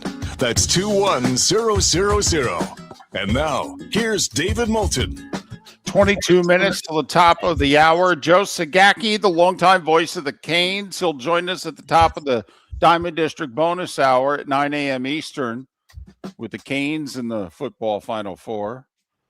Gary Danielson is kind enough to join us once again, having just ended his 36-year network broadcasting career, 16 at ABC, 20 at CBS.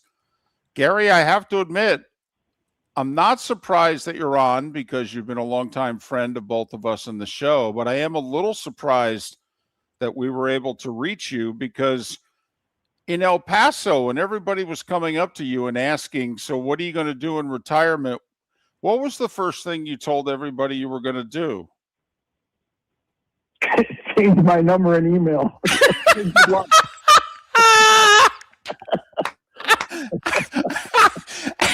And people were looking at me like, am I going to get it from you? And I go, I think I'll get the new number, but I don't know. I don't know. Hey, no, I don't know. Everything's really been beyond my wildest dreams as a kid and growing up, and it's been great. And sometimes I run out of words to say and to thank everybody, and sometimes I run out of time to say what I want to say if we want to go there.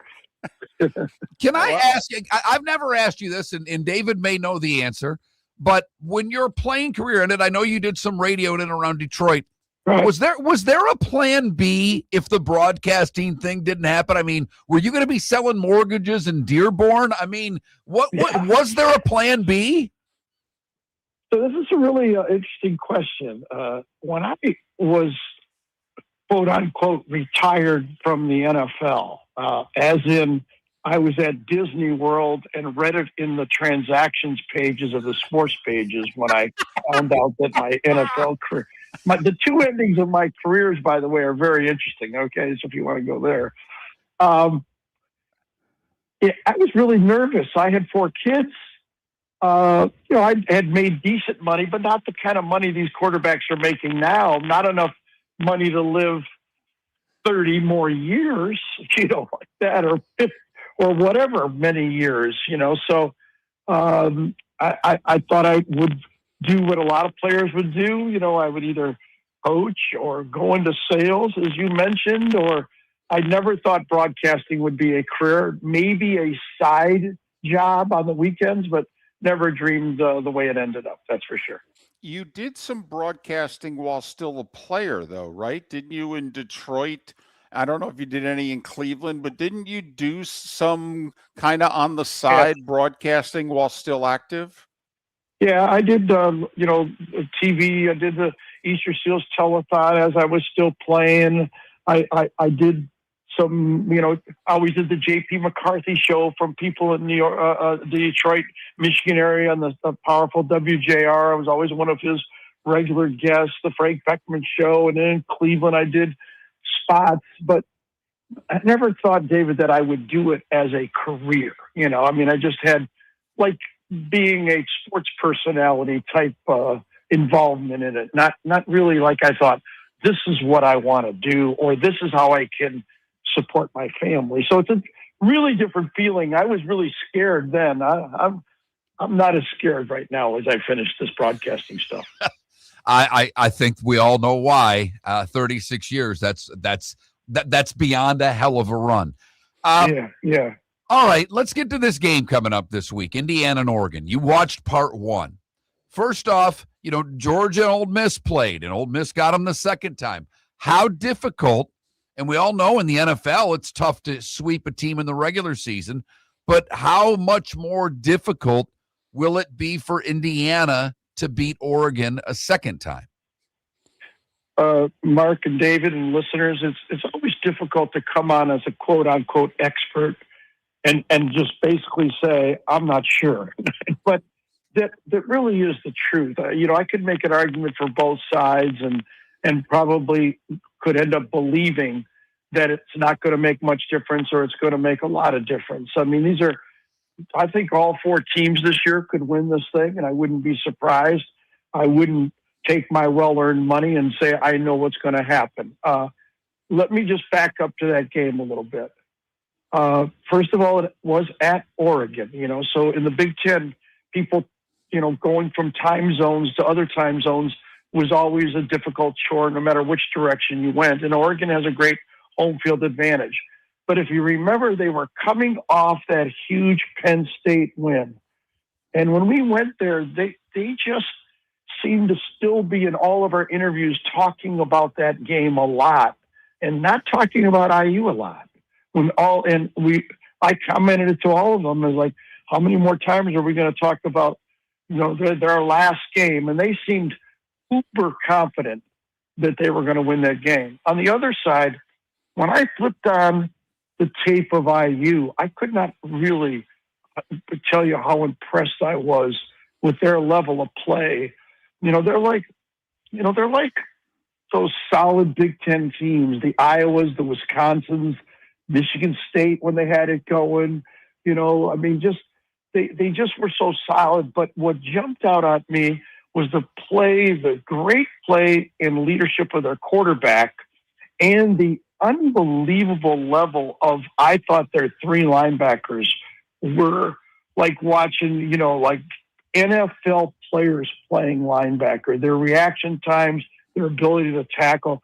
I was really impressed, but I had no preconceived notion. It was a great game, clutch game by IU, but I think from that game on, Oregon has been itching to get another shot at this IU team. They felt they played by far their worst game of the year. If I remember correctly, I think going into that game, I think Oregon's quarterback had been sacked only one time. He'd hardly been touched. And IU sacked him 6 times and hit him like 12. I mean, that to me was what jumped off when we did that game. I'm like, wow, IU's kicking the tar out of them. I think IU was shocked. Excuse me. I thought Oregon was shocked that they could not push IU around. Now, one other factor in this, the IU team of 2024 was considered a fraud because they lost their last two games against Ohio State and Notre Dame. Tough places to play, at Ohio State and at Notre Dame. But when you turn on the tape, it didn't look as fraudulent. Their team didn't look as bad as the talking heads said about it. They were in the Ohio State game. They just blew up on special teams. Their punter dropped the snap right on the 5-yard line. Then they opened up the second half with a punt return touchdown. And the same thing for Notre Dame. They got hit for a 98-yard play, and they just kind of didn't seem to be able to get it back. That was Notre Dame's day. But I did not, watching the tape, go, these guys are fraudulent, and they didn't beat anybody because of their schedule. And I think they were really motivated to prove to everybody that they were much better, and obviously they are. So I think you can make a case for both of them. I do find it interesting, and I know how much we've followed, all of us, college football, just how different it has been the last 3 years of my career versus the first 33 years of it.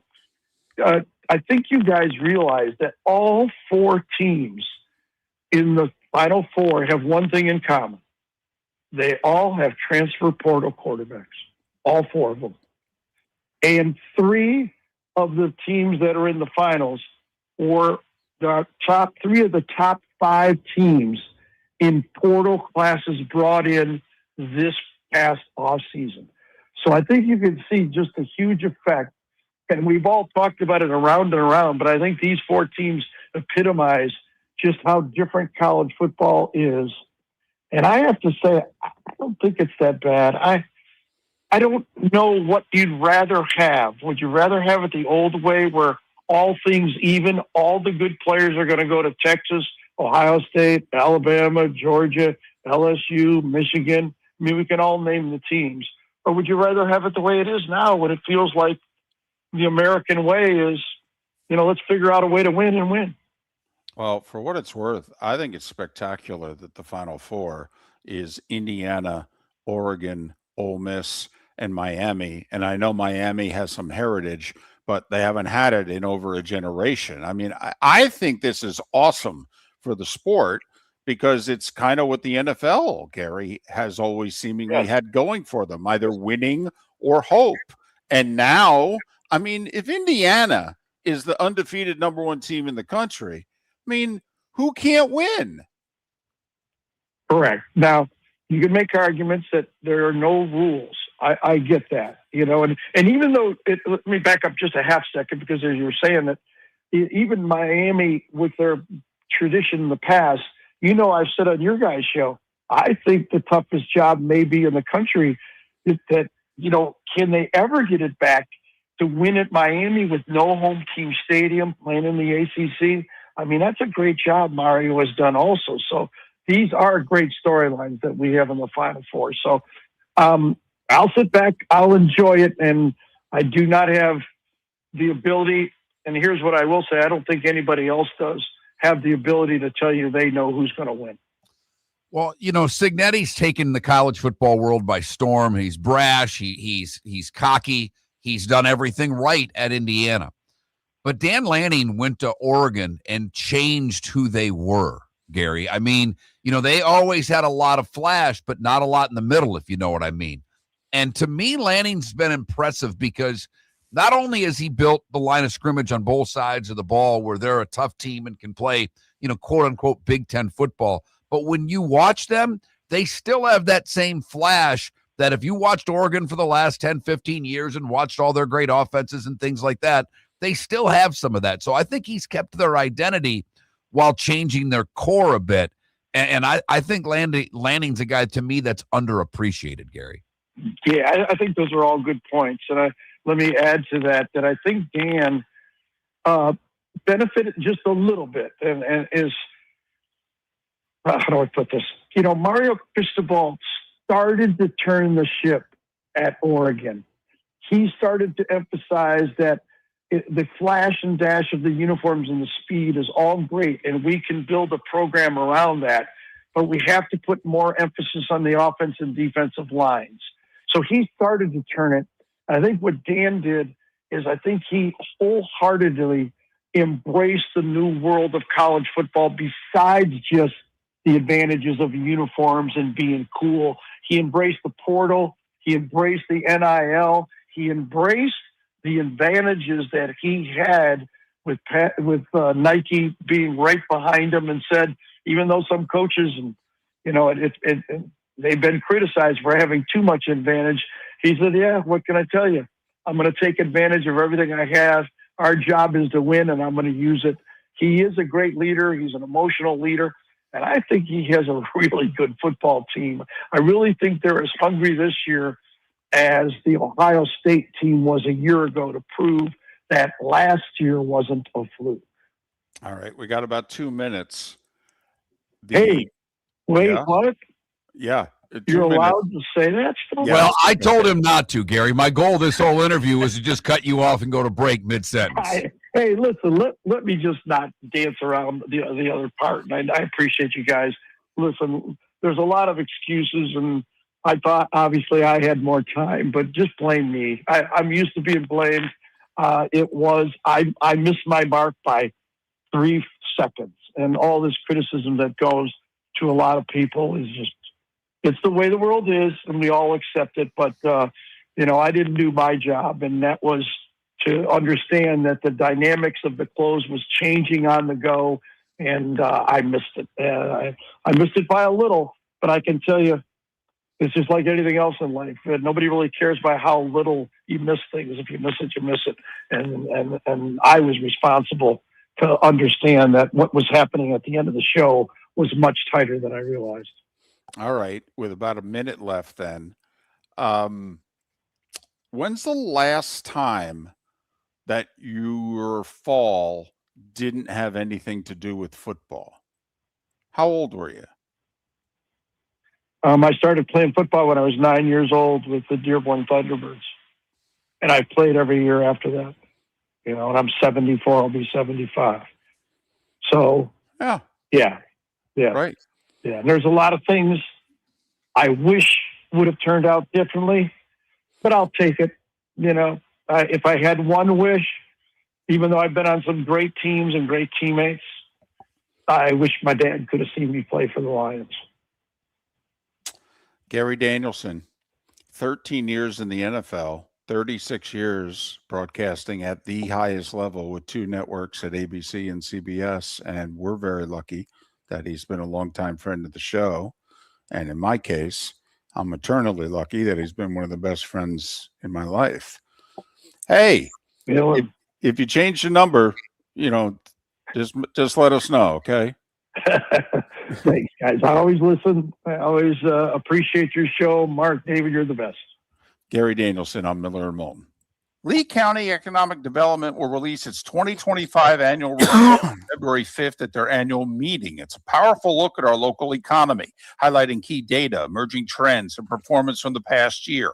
The report covers major industries, workforce initiatives, business growth, and partnerships that drive Lee County forward. For more information about the annual meeting and the Economic Development Office, visit leecountybusiness.com.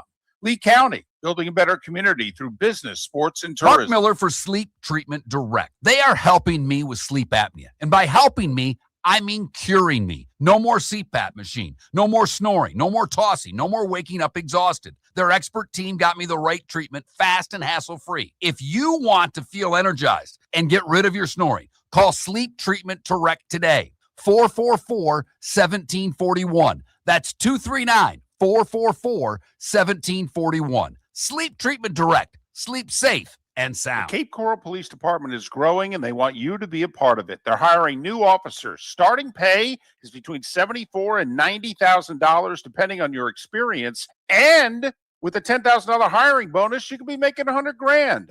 Enjoy paid holidays, off-duty details, plenty of OT opportunities. They're also hiring dispatchers and professional staff. So go to capecops.com. capecops.com. Be brave, be best. Be Cape. Your roof is your home's first line of defense. At Pelican Roofing of Florida, Ronnie, John, and their team bring years of experience to protect what matters most, your family and your business. From residential repairs to large-scale commercial roofing, we deliver honest work, fair pricing, and quality you can trust. An upgrade on your roof can lower your insurance costs. Don't wait for a leak to turn into a disaster. Call the experts at Pelican Roofing today. 1-866-9-PELICAN. That's 1-866-9-PELICAN. Online at PelicanRoofingCompany.com. CCC 1332512. Let's talk the big differences between Floor Meisters and the big box store that sells flooring. Floor Meisters is family owned. They do flooring, not doors, nuts and bolts, or weed killer. They specialize in it. They know it.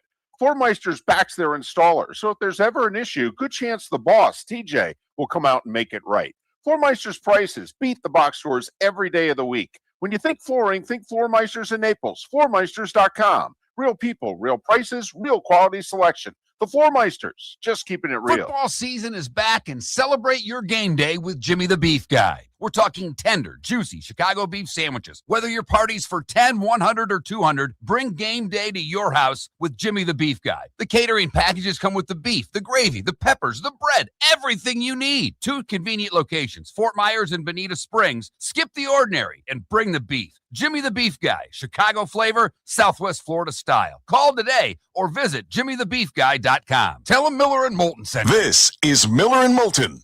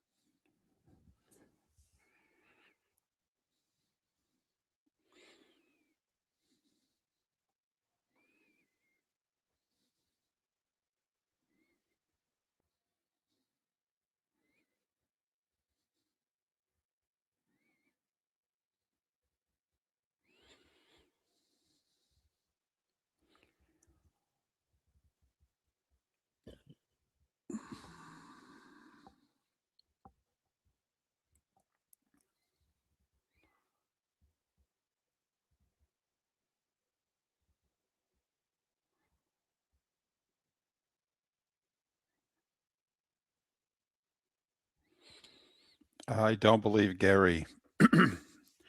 There are, I believe, broadcasters that are in the College Football Hall of Fame through the NFF, but I'm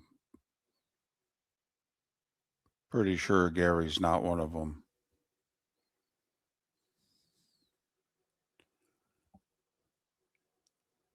Gary will come back, by the way. He will.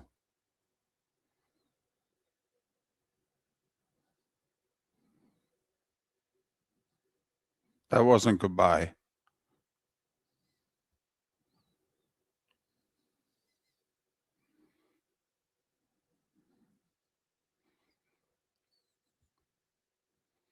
But yeah, we are very lucky. Gary found me because Mark was still working for the hockey team. He found me first. And when Mark and I were each doing our own separate thing in the same town, Mark was mornings, I was afternoons. And so then when we joined forces, but what was amazing was that for the first handful of years, Gary got in his car and drove to our studio. I mean, 04, 05, he would do it every Monday, sit in the studio with me, give us an hour from 4 to 5 and take phone calls. you know. Then he would come in when it was Miller and Moulton beginning in 06, and he would come into our studio, and he did that for a few years. Every Monday, he worked it into his routine. We pushed it back an hour. I think he did the 5 o'clock hour. Yep, he did the 5 o'clock hour. And he didn't do the full hour. I think he did 45 minutes. Or he did the full hour until we were a 3 to 7 show for a while. When we became 2 to 6, I think he would do 45 minutes. Right, because we'd finish with that stupid crap. But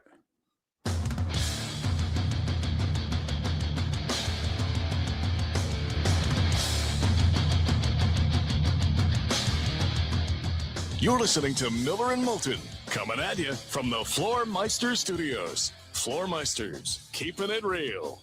And now, here's Mark Miller and David Moulton. Hour 3 of Miller and Moulton, halfway home in Jacksonville, Tampa, St. Pete, and Fort Myers, Naples. Final hour of the show in Live Oak, Lake City and surrounding areas, Port Charlotte, Venice and surrounding areas. It's an Overreaction Monday edition of Miller and Moulton. MillerandMoulton.com, Miller_Moulton on X. We just had Gary Danielson on. If you missed the interview, you can go to MillerandMoulton.com and download what you missed. But Gary officially retiring after 36 years of network work, with 16 with ABC and 20 with CBS. And Mark, did he announce it while we were on the air Friday, or was it announced right after we were done Friday? But all of a sudden, Gene Deckerhoff said he's going to be done. And since Atlanta beat the Saints and Carolina won the South, the Bucs season is over. So Gene Deckerhoff, who was the longtime voice of the Knowles, and he stopped doing that 3 years ago, but he had been the voice of the Tampa Bay Buccaneers since 1989, which I think is a year before Gary started his broadcasting career. I hope I get this right, because I listened to a little bit of Gene. He was on the podium, did the post-game presser, if you will. And he said a couple of things that were fascinating to me. One, when he got the call from the Tampa job, he thought it was a prank call. Because they were on, and they must have been on FM Rocker or whatever the case may be, or that wherever they were on. And he thought it was like the morning zoo pranking him. And he didn't even believe the first call. And then by the time they called him again, he realized that their first announcer had stepped down and that the job was actually open. And he credited Bobby Bowden for why he took the job. That I think Bobby convinced him that he should do it, because he was doing the Florida State job then as well. Right. So thought that was interesting. But yeah, Gene Deckerhoff, wow, if you're, NFL games on radio and college games on radio are not what they once were. Announcers are not, there's some, like the Minnesota guys, terrific, if you're a Vikings fan. Sure. But a lot of them are not as, well, I guess a lot of them are much more polished than the announcers maybe that you and I grew up with, David, that you knew, particularly on Saturdays, when you turned the game on, that was your guy. He thought and called the game the way you thought and called the game. And there are not as many of those guys left as there once were. And I never did anything on the highest level. I always thought I tried to do a good job when I did hockey, David, of making sure everybody knew that I was rooting for the team that I was broadcasting for. But I would also be very critical of them. I thought the same way that the fan watching would be critical of certain plays. And your emotions are kind of on your sleeve when it comes to that. Well, I don't know if Gene was ever overly critical of the Bucks, but you always knew who Gene was rooting for. Oh, yeah. Oh, yeah. And does this mean we've heard our last fire the cannons? Can you use that if you're the new guy? Do you have to get a blessing from Gene in order to say fire the cannons? I'm wondering, do you use it the very first touchdown scored and you say in an ode to Gene Deckerhoff, fire the cannons, and then never use it again? Of course, somebody needs to have that on tape. So, it may come in handy on a sports talk show or maybe even in a Tampa Bay Bucks broadcast in the future. I'm wondering if, by the way, like there was a longtime announcer for the New York Mets. His name is Bob Murphy. He did nearly 20 years on television, and then he did another 25 years on radio. And whenever the Mets won, he called it the happy recap. Okay. And there's, generations of Mets fans that when the Mets win, okay, we joke, well, it's time for a happy recap. I'm almost wondering if in Buccaneers post-game shows, if somehow you work fire the cannons into it. Yeah, I mean, here's the thing. And I'm not getting the job, I'm not up for the job, I wouldn't apply for the job. I would never get it anyhow. I'm too old. But you really better hope you're staying for a while. Right. If you go fire the cannons. And I would be incredibly hesitant of, you know what I mean? And Mick Huber's not the first guy to go, oh my. Oh, no. And he's not the guy that's really known for it. Sorry, Gator fan. He's not. No, there's this Dick Enberg guy. You may have heard of him. And Mel Allen before that. I mean, so there's a couple of them. But if you are going to, I don't think you can copy someone. No, I don't think you can either. I'm just wondering almost as an ode. Oh, yeah, I think you can do it once. Right. And I think I would do it if I was replacing Gene. I would do it on the very first regular season touchdown the Bucs score. And I would say, and in an ode to Gene Deckerhoff, we fire the cannons, Bucs lead, or something like that. And that would be it. I'd never do it again. And I don't know if I'd do it, period. I remember a guy that I replaced in minor league hockey thought he was the Penguins announcer and used all of the phrases. Oh, boy. And it's awful because you're not him. No, you can't scratch my back with a hacksaw and Elvis. Even if you love him, even if you try to emulate him, come on. I remember trying to come up with my own things. And George Blaha, who's done the Pistons games forever, when it was whatever the time was, 6:32 left in the second, not 6:32 left in the second, right. 6:32. And I always thought that was cool, for lack of a better term, but I never did it. So what I'm like, all right, how can I take what he did with time and do something different? And I would only do it when there was a minute and change left. And I would always say $1:37 left in the second period. And that was my little time thing. But I stole that essentially from Blaha, but I didn't do the same thing. Right. Buy that man a drink and get his dog one too. I mean, come on. Yeah, that's Mike Lange's. You can't try to do that. It's Mike Lange's. No, you can't. No. Come on now. I used to run Penguins highlights in Binghamton, New York, just so that I could run Mike Lange audio. I got complaints. People are like, why are we getting Penguins highlights? I don't care about the Penguins. I'm like, you're getting them because we can hear Mike Lange. That's why you're getting them.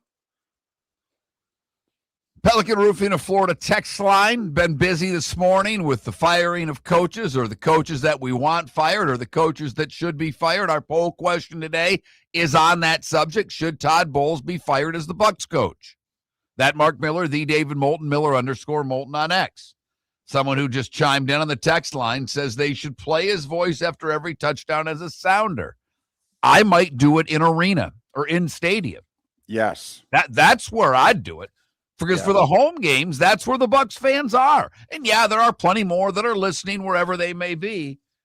But I may do it inside the stadium. Right. Like they score, they play Gene, go, fire the cannons. And then what do? Fire the cannons. There you go.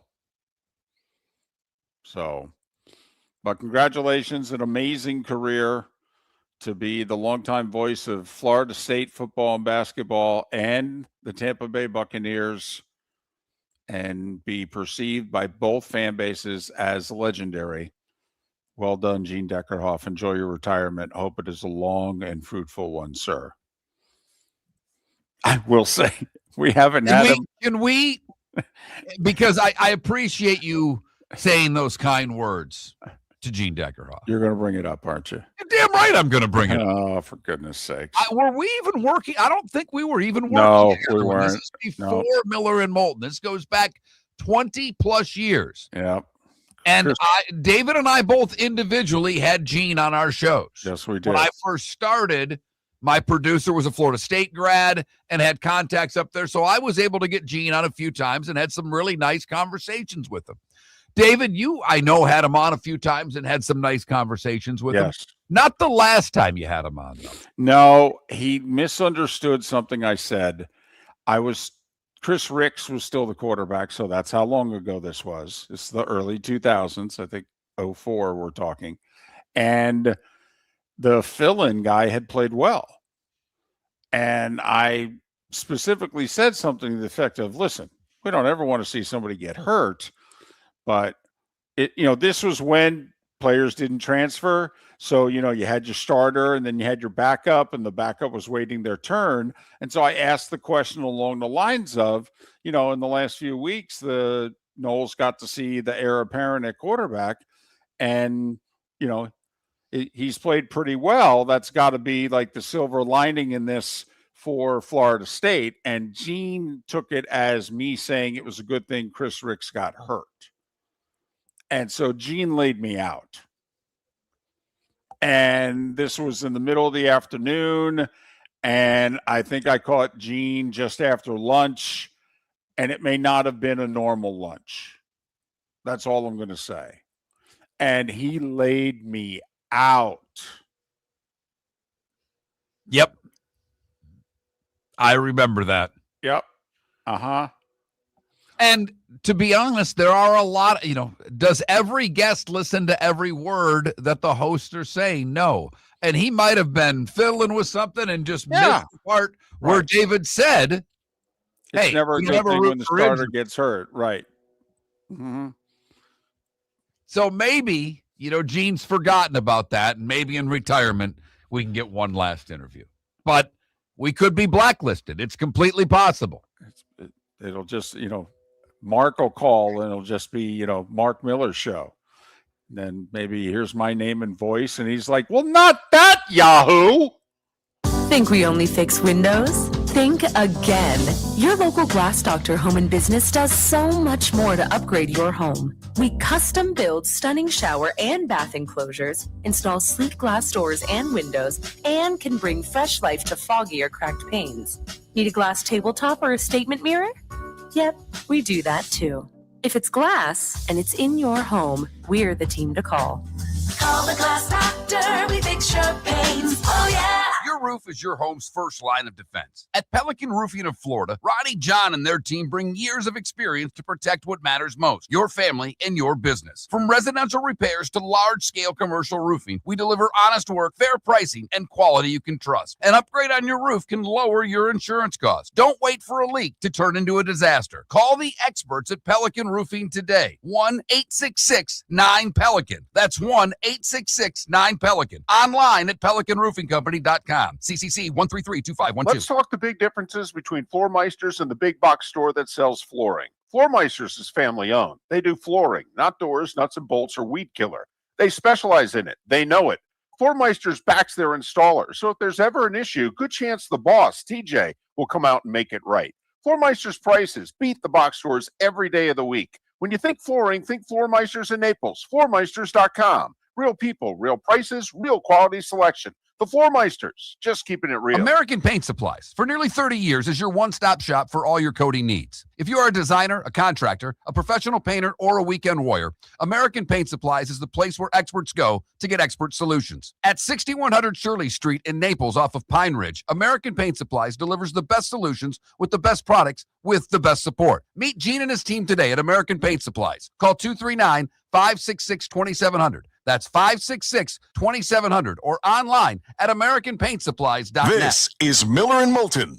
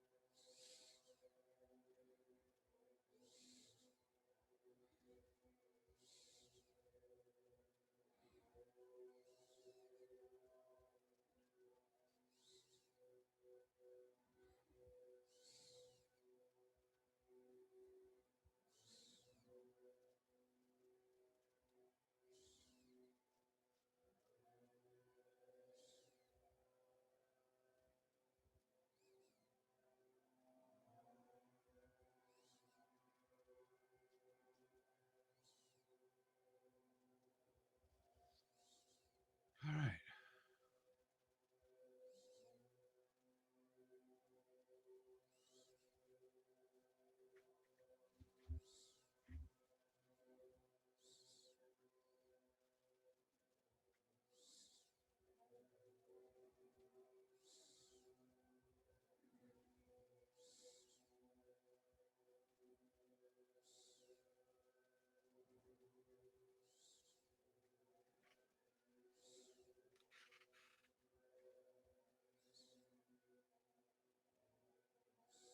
Oh, Larry Munson. There was no one better, Sonny. Loved Larry Munson.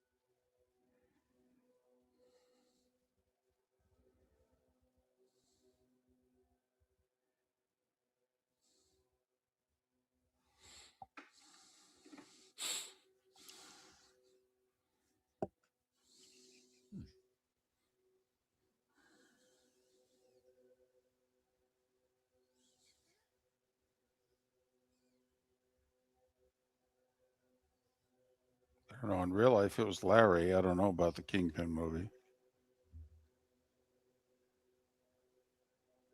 Oh, love Bruce. Bruce Martin was very good to me, DTW. I had a friend of mine who knew him, and when I first broke into broadcasting, he hooked the two of us up. I sent Bruce a tape of a period. He listened and then broke the game down for me and critiqued it and helped me out a lot. Bruce Martin was I don't know if he's still alive, was a very kind soul.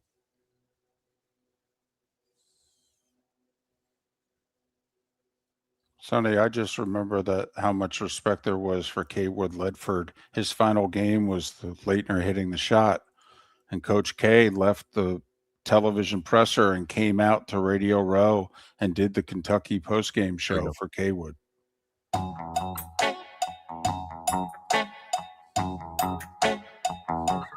You're listening to Miller and Moulton. And now, here's Mark Miller and David Moulton. 21 minutes past the hour. Joe Zagacki coming up at the top of the hour, longtime voice of the Canes. We all knew it'd be Miami against Ole Miss, winner to play for the national championship. Come on now.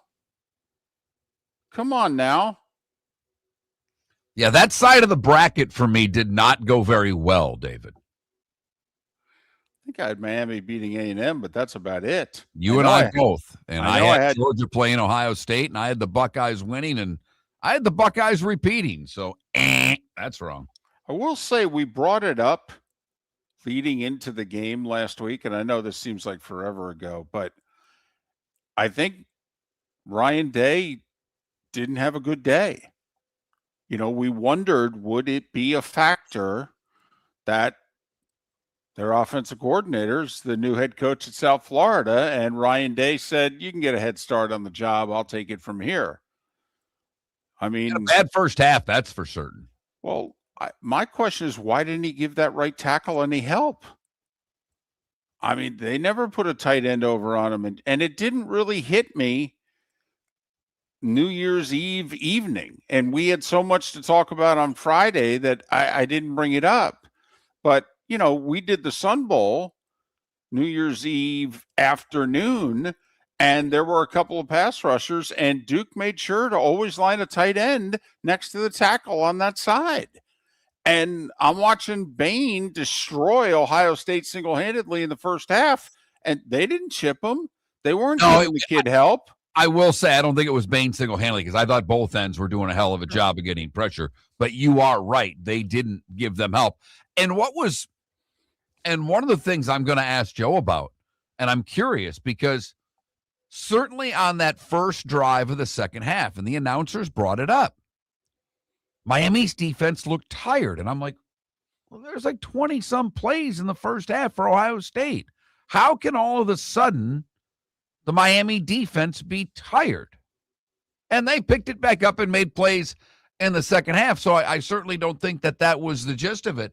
But I just wonder, and I want to ask Joe if he's heard anything, was it a case of them being too hyped up early? You know, I mean, you know, David, when the emotions get going, sometimes there's a drain after halftime. And was that the case early third quarter for Miami? And if it was, then what do they need to do to not have that happen this week?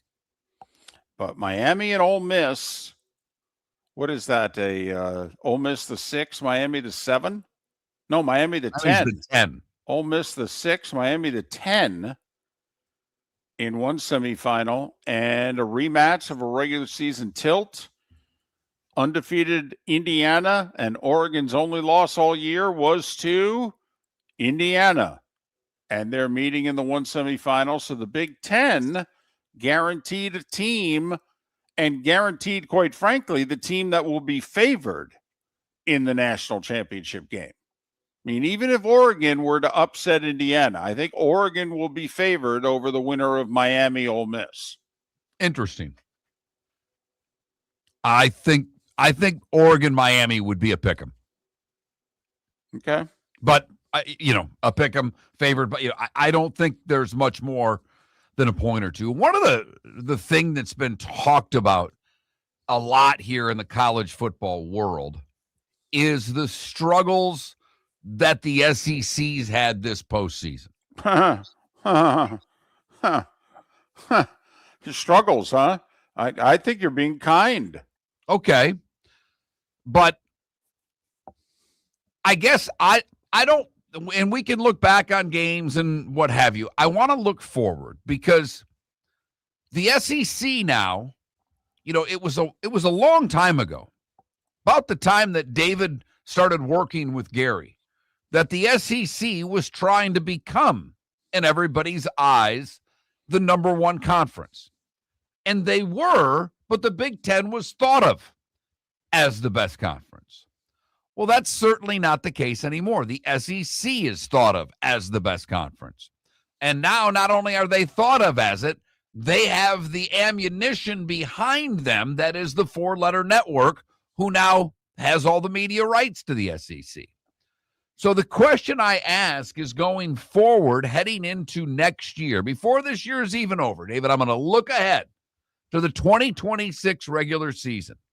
Will there be any backlash to the conference on a national stage by you-know-who, voters who then become committee members, essentially, David? Because the committee just replicates what the polls look like.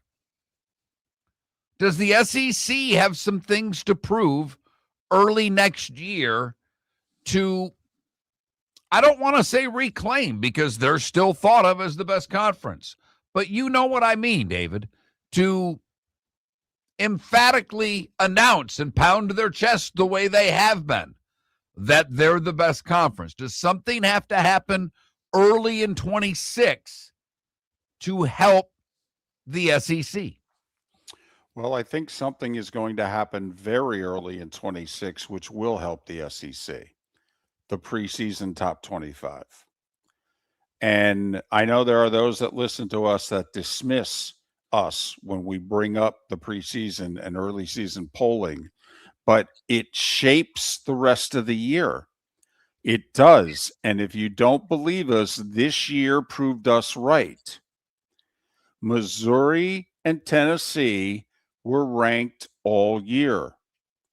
They ended up winning 8 games each. Do you know how many bowl-eligible teams Missouri and Tennessee beat amongst their 8 wins? That would be 0. Vanderbilt won 10 games. Great year. I mean, Vandy 10-2. Don't think they'd ever done it, or not since like World War I or never. whatever. Right. By the way, do you know who the winning teams that Vandy beat on their schedule? Missouri and Tennessee. Right. Otherwise, the two, and then in the bowl game, and see, this is the other thing, by the way. Missouri showed up and played their bowl. Tennessee showed up and played their bowl. Vandy showed up and played their bowl with Pavia, and they all got beat. And 2 of the 3 got beat by Big Ten teams, Iowa and Illinois. So you really can justifiably take on the SEC and say that they're a lot more hype than substance, particularly since the Big Ten is now favored to win their 3rd straight national championship. But what I think will help the SEC is ESPN ain't going to say anything negative about them. And they are the college football hype machine. And wait till you see, spring ball. Whose games do they show? The SEC. Then they're going to do their preseason top 25, and who are they going to talk about and what have you. So I think throw on to that. Sorry, David, but then throw on to that, because yes, the Big Ten's going to get a team in the championship game again and may win the championship again. But there's a big difference if that team's Indiana or Oregon instead of Ohio State. There is. Well, but I could argue it's actually really good for the Big Ten that it's going to be Indiana or Oregon, because this is going to be the 3rd different Big Ten team to play for and possibly win the national title in 3 years. It's not just Alabama. It's not just Ohio State. It was Michigan, Ohio State, and now it's going to be Indiana/Oregon. I think that's really good for the Big Ten. Here's the other thing, Mark. I do believe this game is key. If you want to publicly take on the SEC, you need Miami to beat Ole Miss, because you can denigrate what Ole Miss has done by saying, well, they beat Tulane and they beat another SEC team who was overhyped. But if Ole Miss beats Miami, who beat Ohio State, who beat A&M, okay, and then the SEC fan can argue, well, hell, they were only the fifth best team in our conference. I know they were ranked third, but blah, blah, blah. They're Ole Miss. They didn't play anybody. And look who they beat. So I actually think, Mark, heading into next year, the Ole Miss-Miami game is big for the SEC.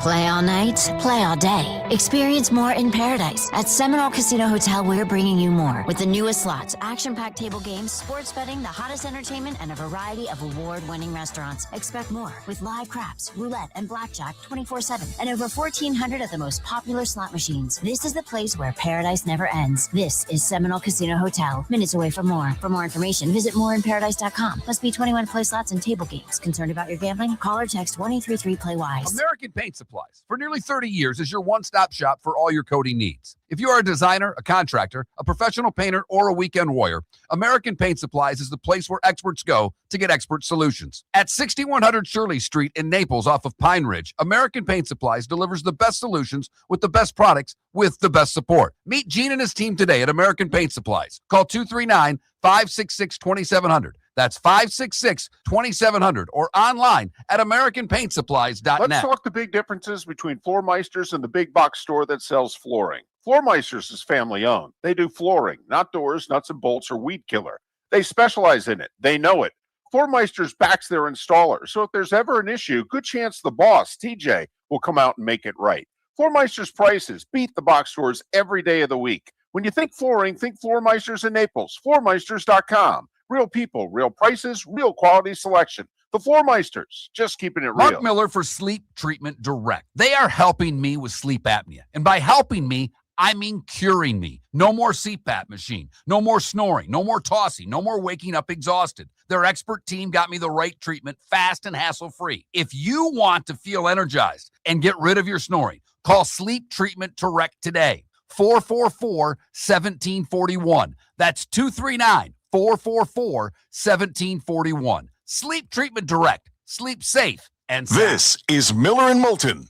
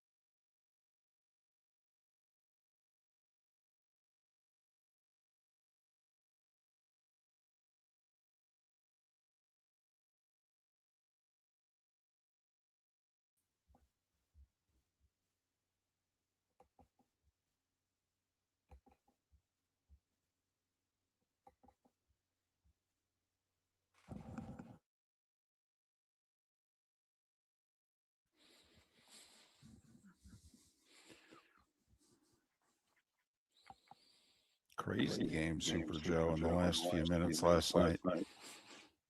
I don't want to say it was quality football, but it was exciting.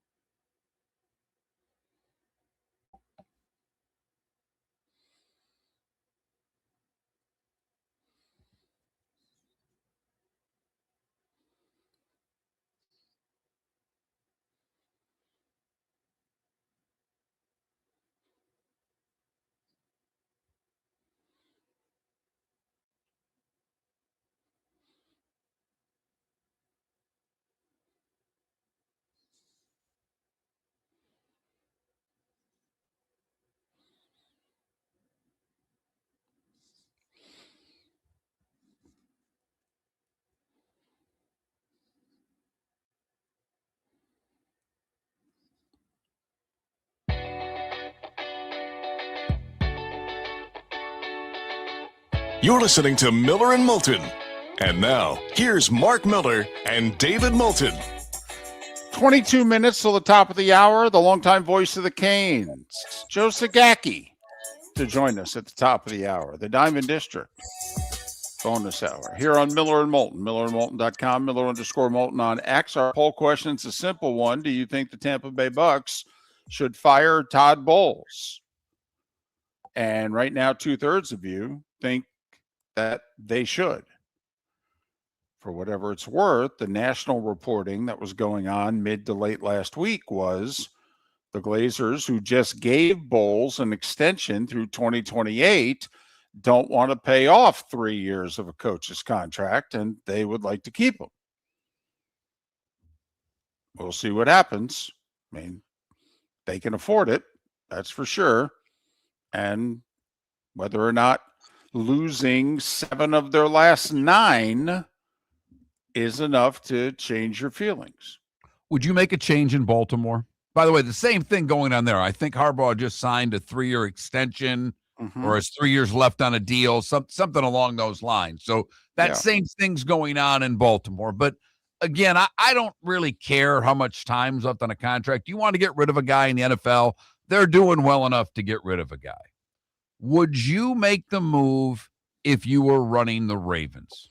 I would need to know the answer to one question, and I'm not ducking it, but I think this is the question. What is the relationship between Harbaugh and Lamar? I mean, is it good? Fine. I mean, Harbaugh's like, I don't know where this reporting's coming from. This is crap. I need to know that because I'm married to Lamar.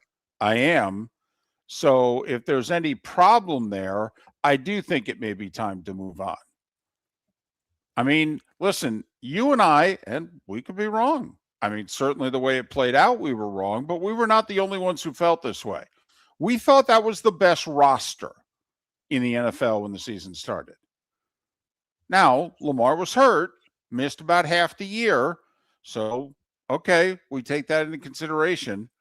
But they just finished below 500. I do think it may be time for a new voice. They blow a lot of fourth quarter leads under John Harbaugh. They do. And there always seems to be a matter of questioning the play calling.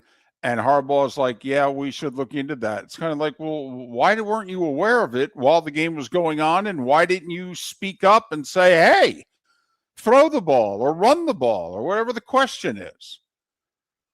Yeah, I was trying to figure out how that was even a game last night, and Pittsburgh ended up winning. I mean, as I'm watching it, and they're gashing yards here and gashing yards there, and they're getting Pittsburgh to make defensive mistakes, and yet they couldn't put them away. No, they couldn't. But we got this text, David, and I want you to answer it. Okay. I don't want to answer this text at all. I want you to answer it. Let me read it to you, David. Pelican Roofing of Florida text line. Two things. One, I know he's hurt, but the regression of Lamar needs to be studied. Part two is what I want you to answer, David. I like when people, by the way, I love the fact that he gave us a two-part question and clearly defined them with numbers. Mhm. Part two. Explain to me the degree of difference between Lamar and Tua. It's not nearly as much as people hype it up to be. Well, one guy can play and the other guy can't. I mean, that's basically where they're at. Lamar, One guy can run, the other guy can't. Lamar, One guy is successful, the other guy isn't. Lamar injured is a far better quarterback right now than Tua healthy. I mean, Tua's broken. Can Tua be put back together again? I don't think so. But maybe somebody will try and give it a shot. But, you know, to put Tua in the same category as Lamar, I think is laughable. I just do. I mean, Very laughable. but that's me. I mean, other than Obviously- the fact they both have ties to Miami. By the At- way, That it ends. if you took this year out of the equation, because let's face it, he got hurt early in the year. He's not himself. You'd have to acknowledge that. In fact, I think you did in your Did. text. He did. Okay, heading into this season, had Lamar regressed? Or actually, had Lamar in 23 and 24 under Todd Monken been better? Because I thought he'd been better. I mean, I encourage anybody to watch the playoff game that they lost to the Bills last year and tell me what your problems with Lamar are. Okay? I mean, Lamar was amazing in that playoff game. The guys around him were not. And yes, Mark Andrews had an awful game, a huge fumble and a huge drop. Lamar was amazing in that on the road against the Bills. So I don't know what to tell you. All right. That does lead me to where I want to go. And we've done this a couple of times, but you earlier in the show, you set the over-under as coaches, new coaches being hired in the NFL at 7.5, and you're going over. That includes the two fires during the season and the one yesterday in Atlanta. Now, I You set the number before Atlanta fired their coach, though. But yes, I said it with knowing Tennessee and the Giants were going to have new coaches. So, yes, I said 7.5, knowing I had 2 already in my pocket. But the other part of this is with some of these jobs, and if some people are retained, is who are you going to get to play quarterback for these teams? There you go. What's Vegas going to do at quarterback? What are the Jets going to do at quarterback? What's Arizona going to do at quarterback? I mean, those are the teams that are picking 1, 2, and 3. And sure, one of them can get Mendoza from Indiana, but I don't know if that's the answer, certainly for next year. We'll find out. hard not to root for the guy. Yep, he's got the size. Obviously, seems like he's a wonderful human being, but I don't know if he can play quarterback in the National Football League. None of us do.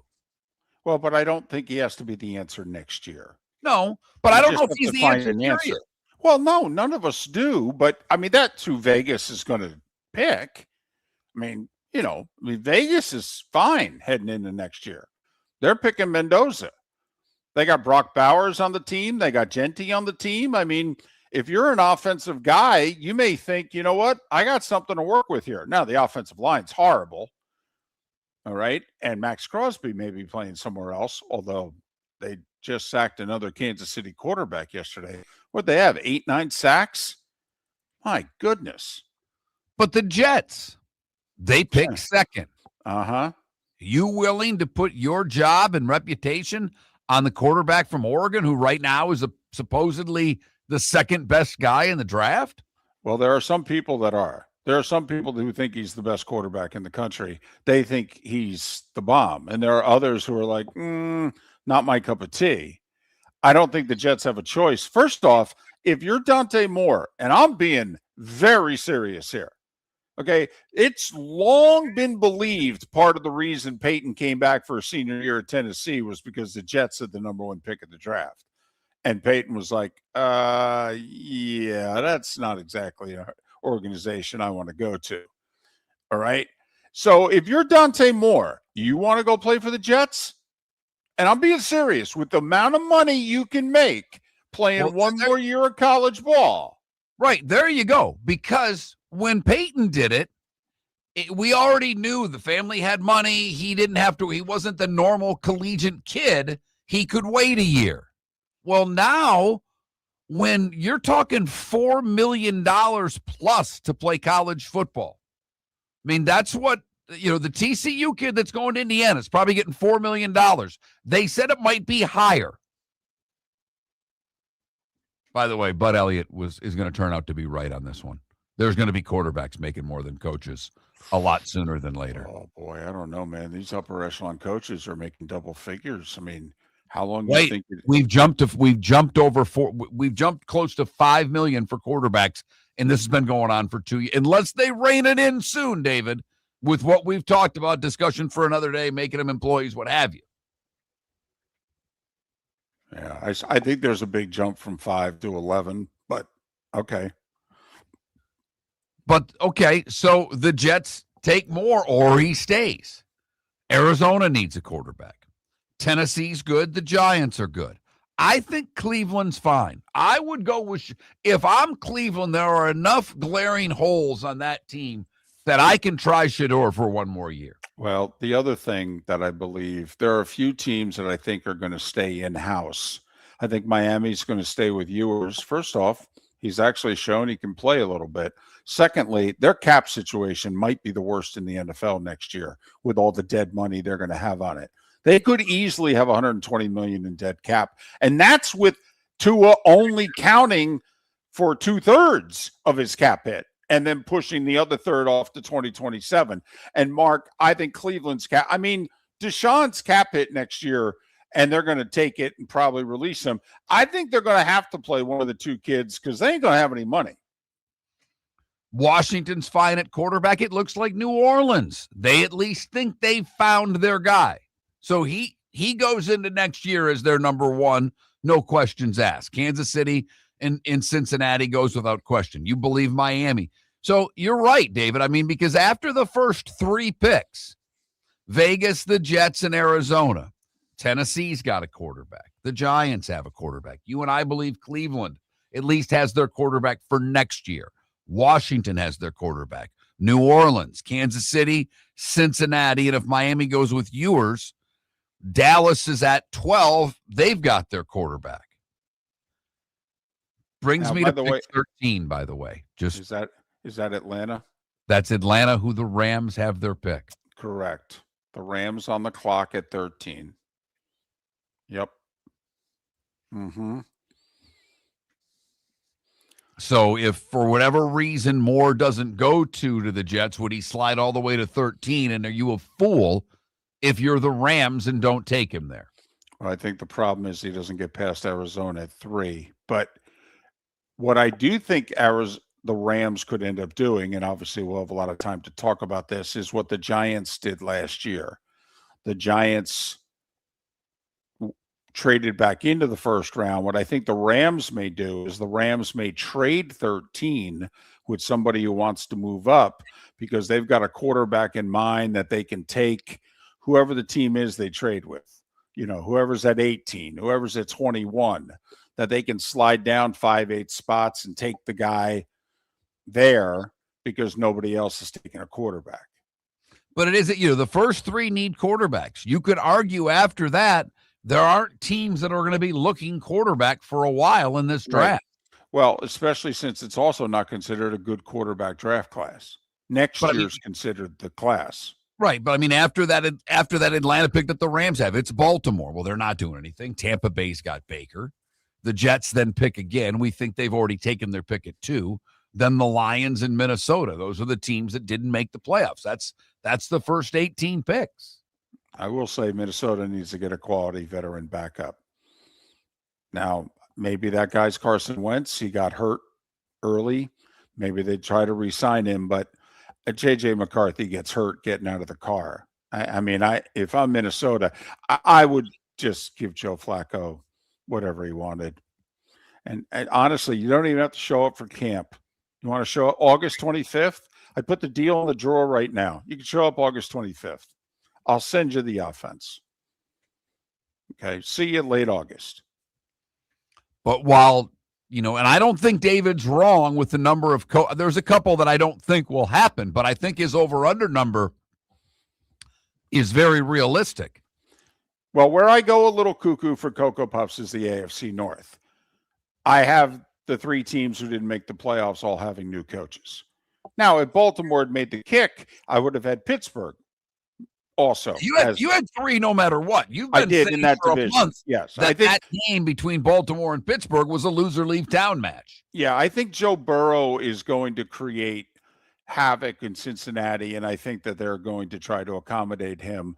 I think Stefanski desperately wants out, and I think they'll have to make change for change's sake. And I do think it's time. The loser of Pittsburgh-Baltimore, I thought that the coach and the organization would come to a mutual agreement. It's time to go elsewhere. Well, David, if you think Tomlin's staying in Pittsburgh because that was a loser leaves town match, and I know how highly you think of Mike Tomlin. I don't know if you feel the same way about John Harbaugh. I assume that you think pretty highly of him. Yeah. Your team, the Giants, 5th overall for John Harbaugh. Would you make the move? You would trade for a coach. I wouldn't. You would. Would you make that deal? 5th overall pick for Harbaugh. No, because he's got to bring in an offensive coordinator. Okay. No, I don't think I would. But would I trade for John Harbaugh? Now, I will say the Giants don't have a 3rd-round pick this year because they used it to trade up and get Dart. So if they give up their 2nd-round pick, that means they don't pick again until Saturday. But, yeah, the Giants need leadership. The Giants need a proven head coach. I actually think the Giants need Brian Flores. Football season is back, and celebrate your game day with Jimmy the Beef Guy. We're talking tender, juicy Chicago beef sandwiches. Whether your party's for 10, 100, or 200, bring game day to your house with Jimmy the Beef Guy. The catering packages come with the beef, the gravy, the peppers, the bread, everything you need. 2 convenient locations, Fort Myers and Bonita Springs. Skip the ordinary and bring the beef. Jimmy the Beef Guy, Chicago flavor, Southwest Florida style. Call today or visit jimmythebeefguy.com. Tell him Miller and Moulton sent you. Got a cracked window or foggy glass? Don't wait for the next storm to make it worse. Your local Glass Doctor Home and Business is just down the road and ready to help. From leaky frames to shattered panes, we've got the tools and the know-how to get your home or business storm ready. With flexible scheduling and our done right promise, you'll be in good hands. So before or after the weather hits, call your neighbors at Glass Doctor. Glass Doctor, Glass Doctor. Call the Glass Doctor. We fix your pains. Oh, yeah. Mark Miller for Sleep Treatment Direct. They are helping me with sleep apnea. And by helping me, I mean curing me. No more CPAP machine. No more snoring. No more tossing. No more waking up exhausted. Their expert team got me the right treatment, fast and hassle-free. If you want to feel energized and get rid of your snoring, Call Sleep Treatment Direct today. 444-1741. That's 239-444-1741. Sleep Treatment Direct. Sleep safe and The sound. Cape Coral Police Department is growing and they want you to be a part of it. They're hiring new officers. Starting pay is between $74,000 and $90,000 depending on your experience. And with a $10,000 hiring bonus, you could be making $100,000. Enjoy paid holidays, off-duty details, plenty of OT opportunities. They're also hiring dispatchers and professional staff. So go to capecops.com. capecops.com. Be brave, be best, be Cape. Your roof is your home's first line of defense. At Pelican Roofing of Florida, Ronnie John and their team bring years of experience to protect what matters most, your family and your business. From residential repairs to large-scale commercial roofing, we deliver honest work, fair pricing, and quality you can trust. An upgrade on your roof can lower your insurance costs. Don't wait for a leak to turn into a disaster. Call the experts at Pelican Roofing today. 1-866-9-PELICAN. That's 1-866-9-PELICAN. Online at pelicanroofingcompany.com. CCC 1332512. Spring training is a big win for Lee County. Beginning next month, we will proudly host the Boston Red Sox and Minnesota Twins right here in Southwest Florida. It's more than great baseball. It's jobs, visitors, and $69 million in tourism impact for our local economy. Get your tickets at redsox.com and twins.com. Be part of something that strengthens our community. Lee County, building a better community through business, sports, and tourism. This is Miller and Moulton.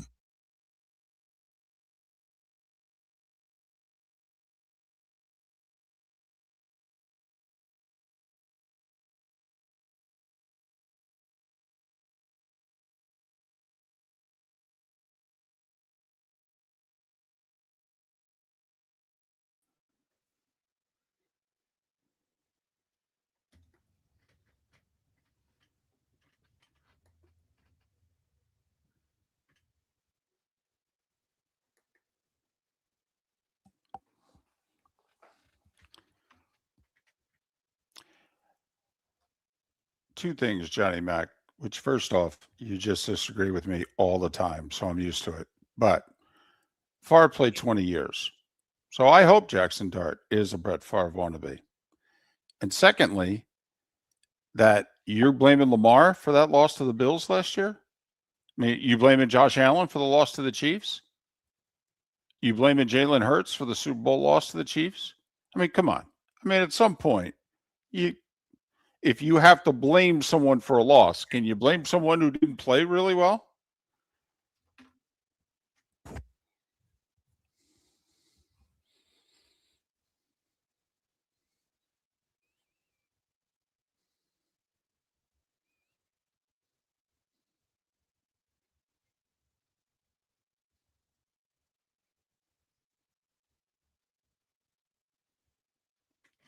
Kirby's timeline is closing.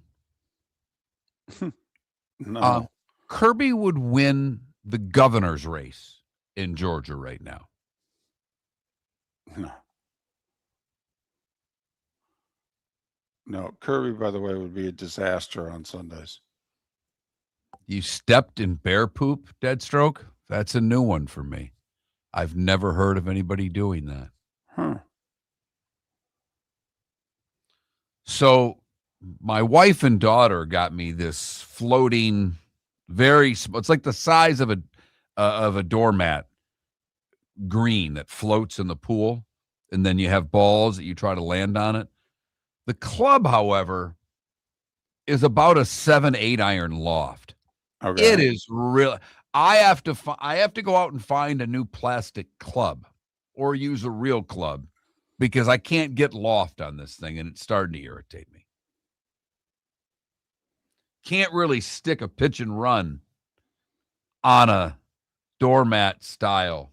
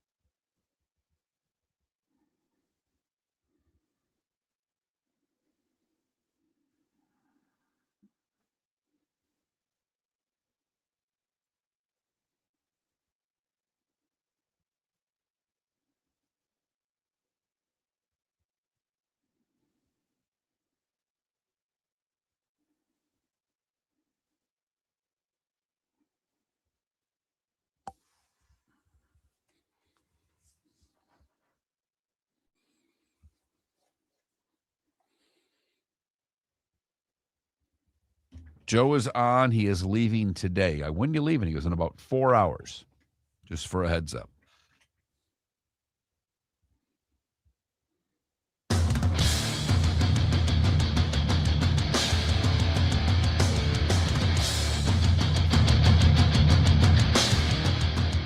You're listening to Miller and Moulton, coming at you from the Floor Meister Studios. Floor Meisters, keeping it real. And now, here's Mark Miller and David Moulton. It is the Diamond District bonus hour, fourth and final hour of Miller and Moulton in Jacksonville, Tampa, St. Pete, and Southwest Florida. Thanks so much for being with us. Miller and Moulton, millerandmoulton.com, Miller_Moulton on X. Longtime voice of the Miami Hurricanes, 24 years, in fact, nearly 40 years of being a part of Miami Hurricanes broadcast. He's Joe Zagacki. You can follow him on X at Canes Voice. Canes Voice. Joe, a belated Happy New Year. It's David and Mark. How are you? Fellas, Happy New Year. I'm doing good. We've had quite a run here in December and now on into January, so it's been quite a finish to 25 and quite a start to 26, and hopefully we keep it going.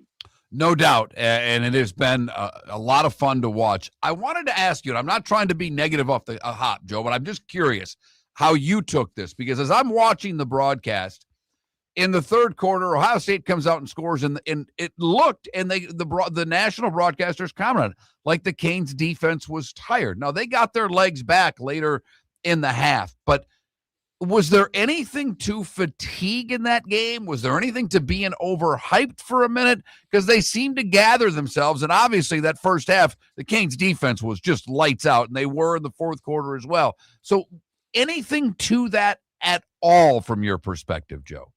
No, Miami does a good job of rotating their players, which they'll have to do Thursday night. I think Ohio State just found something in their run game. Look, Bo Jackson, one of the best running backs in the country at 6'1", 100-yard games. I think they found something in their run game. They started to trap Miami a little bit and got their run game going. And then when they needed a play, they threw the ball to Jeremiah Smith. I don't think it was that complicated. In fact, if I was Ohio State, I probably would have targeted Jeremiah Smith a little bit more. But I think the adjustment they made was along their offensive line. They trapped Miami a little bit in their run game. And then in their pass game, they went to 7-man protections, kept their tight ends in, and really just tried to get the ball to Jeremiah Smith. I thought perhaps the biggest changing point, a turning point in the game, after they marched the ball down the field and it cut the lead in half, Miami answered with a nice drive themselves and got a 50-yard field goal out of it to stretch the lead back to 10. And by that point, the third quarter was over. So you could see the finish line, you see right at the end of the tunnel. But I didn't feel that they were tired. I thought Ohio State did a pretty good job of adjusting their game. Joe, before we go forward, Thursday night, by the way, the Fiesta Bowl, Miami, Ole Miss. Miami a 3.5-point favorite, 7:30 Eastern on the four-letter network. Of course, Joe Zagacki on the Canes radio network with the call. Joe, when we look back, I mean, what happened midway through the season?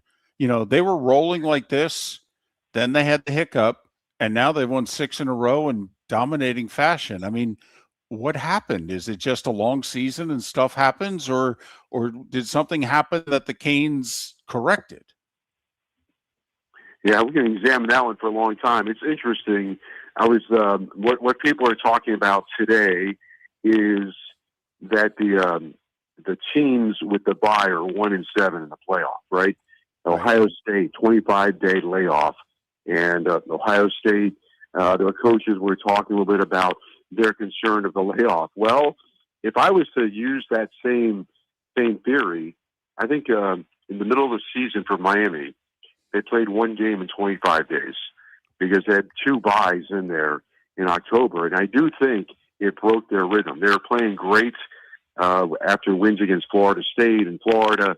And then in that stretch of Louisville, Stanford, SMU, I think it was after the Florida State game, before the Florida State game, I think they played one game in 25 days. So that could be part of it.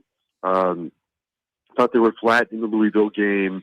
And the SMU game, They didn't play well.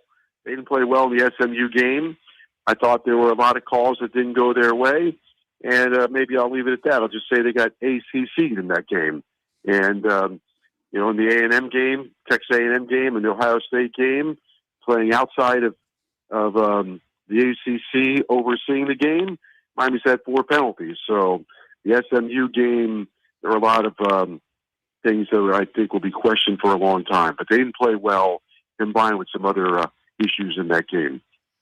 By the way, going back to that Ohio State game, there were no penalties going into the fourth quarter. I don't know when the last time you did a game that something like that happened, but just from you personally calling a game, because, we're both hack broadcasters here, Joe. So from calling a game, how enjoyable was it to have that clean game going on, and the refs let them play a little bit? I don't think there was anything that warranted calls before one was made, but that had to be a very enjoyable call.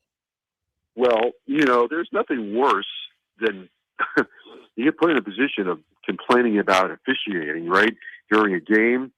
And in this game and the Texas A&M game, they let both teams play, and it was very enjoyable. I think it makes the game a lot more fun to watch. Nobody's paying to watch the referees officiate. And if I go on my soapbox for a moment, one of the biggest problems the ACC has is they over officiate their games, and the evidence is right in front of them. There were 10 teams in the ACC in the bottom 35 of most penalties. Meanwhile, in the Big Ten, 12 of their teams were in the top 25 of least penalty. So the ACC, I don't know what Al Riveron is looking at, but they over officiate their games. And we had a game against Virginia Tech where Virginia Tech ran a play on third down. It looked like the receiver dropped the ball. They did not review it. They ran a fourth down play, and then they stopped the play. Miami called timeout to have the play reviewed, but they didn't review the play. So then they ran a play, and then they stopped it again and ran another play. And then they said, we're going to review the third down play. Now you got to explain to your audience what the hell just happened. You run 2 plays, but now the officials decide they're going to review a play on third down. And so to answer your question, the Ohio State game was a dream to have it officiated the way it was. And, of course, it did break Miami's way, but nonetheless, they let them play, and it makes it a lot easier and a lot more enjoyable, I think, for everybody involved. Joe Zagacki, Miami Hurricanes radio voice. Follow him on X at Canes Voice. All right, Ole Miss. Did I beat up on the ACC a little bit there? Yeah, well, listen. When Al Riveron was in the NFL, a lot of people beat up on him there too. So I'm sorry he's now doing things in the ACC. But back to Miami and Ole Miss. And let me tell you something. Tough to play better at quarterback than the Ole Miss guy against Georgia. Is this a different matchup than Miami has seen lately? Yeah, I'm trying to figure out who Ole Miss would be like on the Miami schedule. It's funny, I did a basketball game at Ole Miss the Monday before Selection Sunday, and it was when they announced Pete Golding was the head coach, and they brought the Ole Miss team out at halftime. And I thought, wouldn't this be fun if Miami played Ole Miss in football? The quarterback stood right in front of me, and I thought, he's kind of short, but he's been fabulous, and he was great. So maybe there's a little bit of the Heisman kid from Pittsburgh in Ole Miss, maybe a little bit of SMU or Louisville, but ultimately maybe a little bit of Marcel Reed from Texas A&M because of the mobility factor.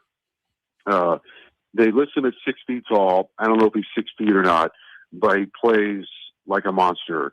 And the throws he made against Georgia on the run, keeping his eyes down the field, were just absolutely incredible. And there's no defense for that. If he's going to hit those plays against Miami, then he's going to give his team a great chance to win. But Miami's going to have to box him in. Probably pass rush will be more modeled after what they did against Marcel Reed than what they did against Julian Sayin. And then you've got to tackle these receivers.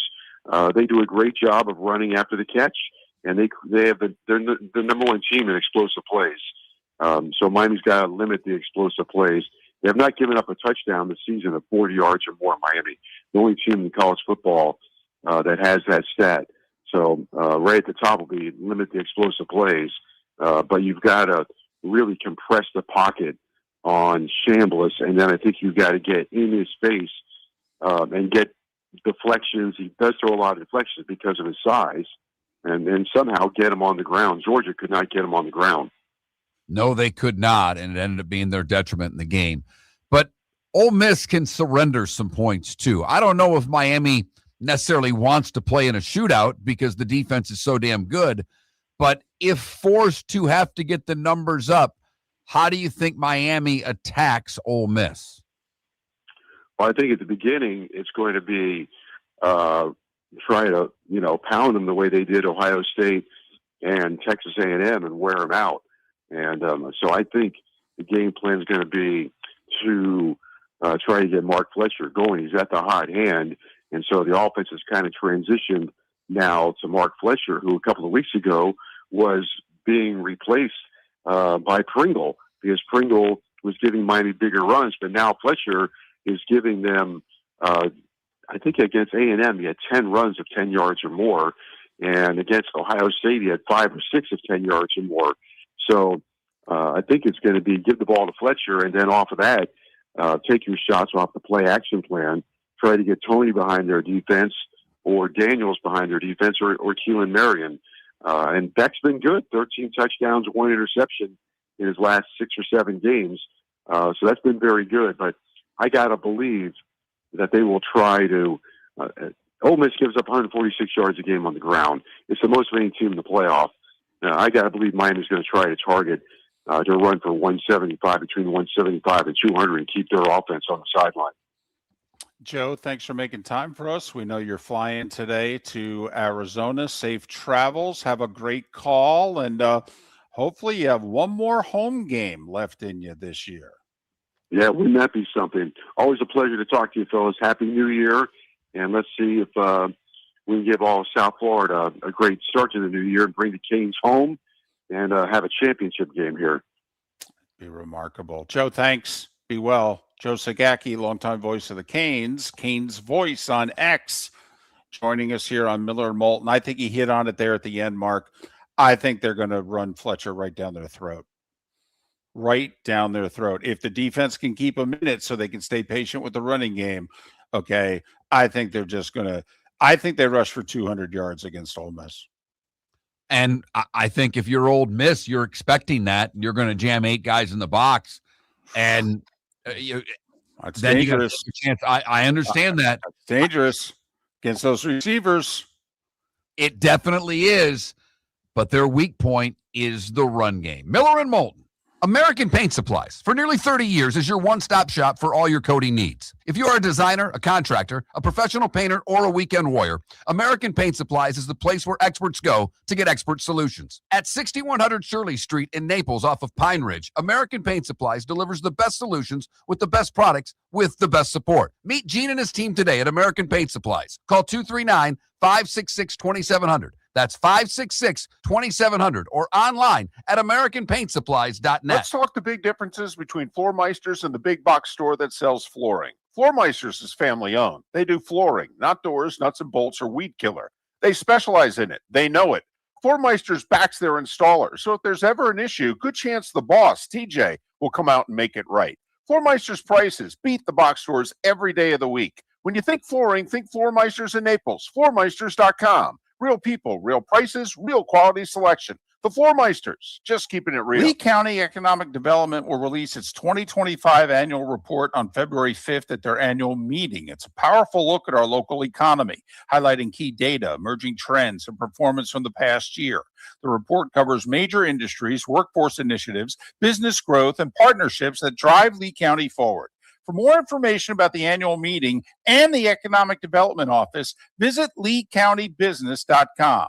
Lee County, building a better community through business, sports, and tourism. Your roof is your home's first line of defense. At Pelican Roofing of Florida, Ronnie, John, and their team bring years of experience to protect what matters most, your family and your business. From residential repairs to large-scale commercial roofing, we deliver honest work, fair pricing, and quality you can trust. An upgrade on your roof can lower your insurance costs. Don't wait for a leak to turn into a disaster. Call the experts at Pelican Roofing today. 1-866-9-PELICAN. That's 1-866-9-PELICAN. Online at pelicanroofingcompany.com. CCC 1332512. This is Miller and Moulton.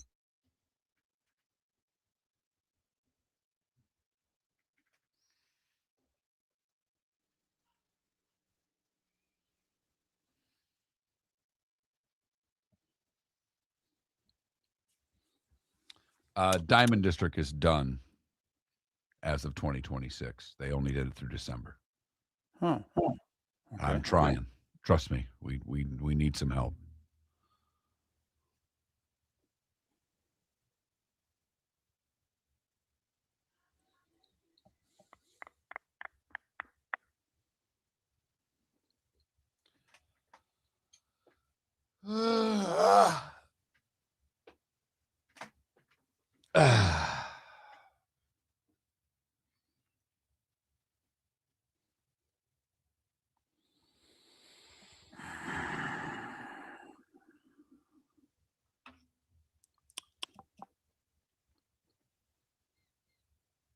Good little show today. Yep.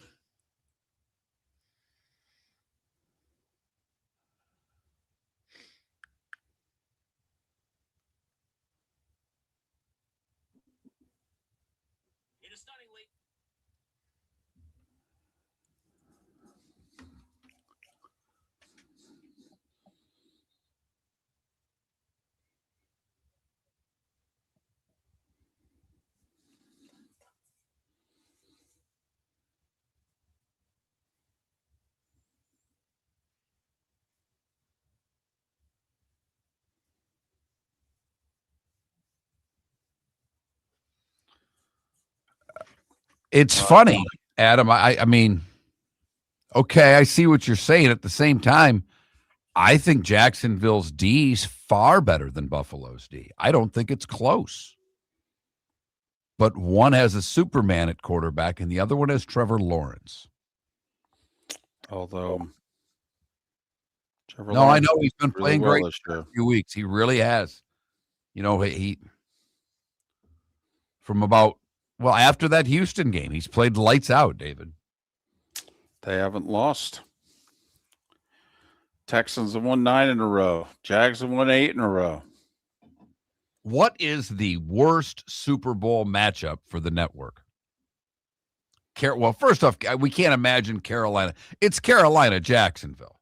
But we can't even imagine Carolina going.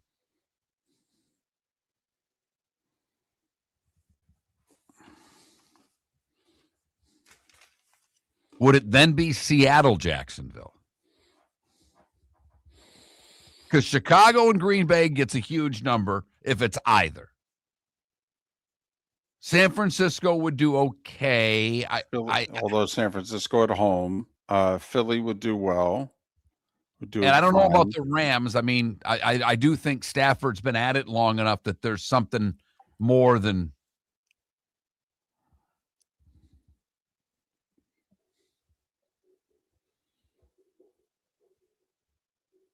But I mean, I don't think the You LA think Chargers. Pats and Seahawks would be the worst matchup for networks? I think you're crazy. That's Boston. That's Boston, Sonny. Next to the Bills, I think they'd want New England if they can't have Josh.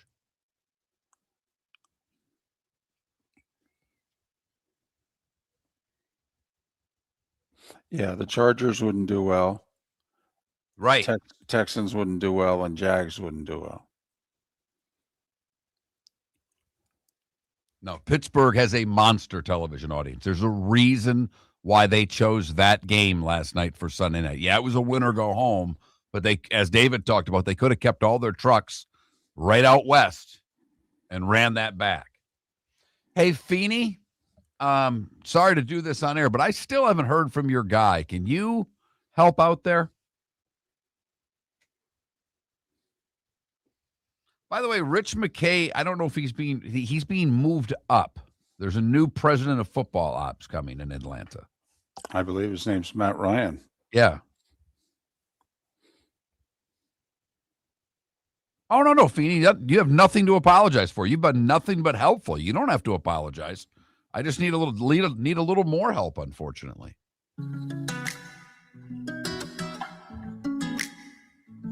Welcome back to Miller and Moulton. Text the guys what's in your mind at 21,000.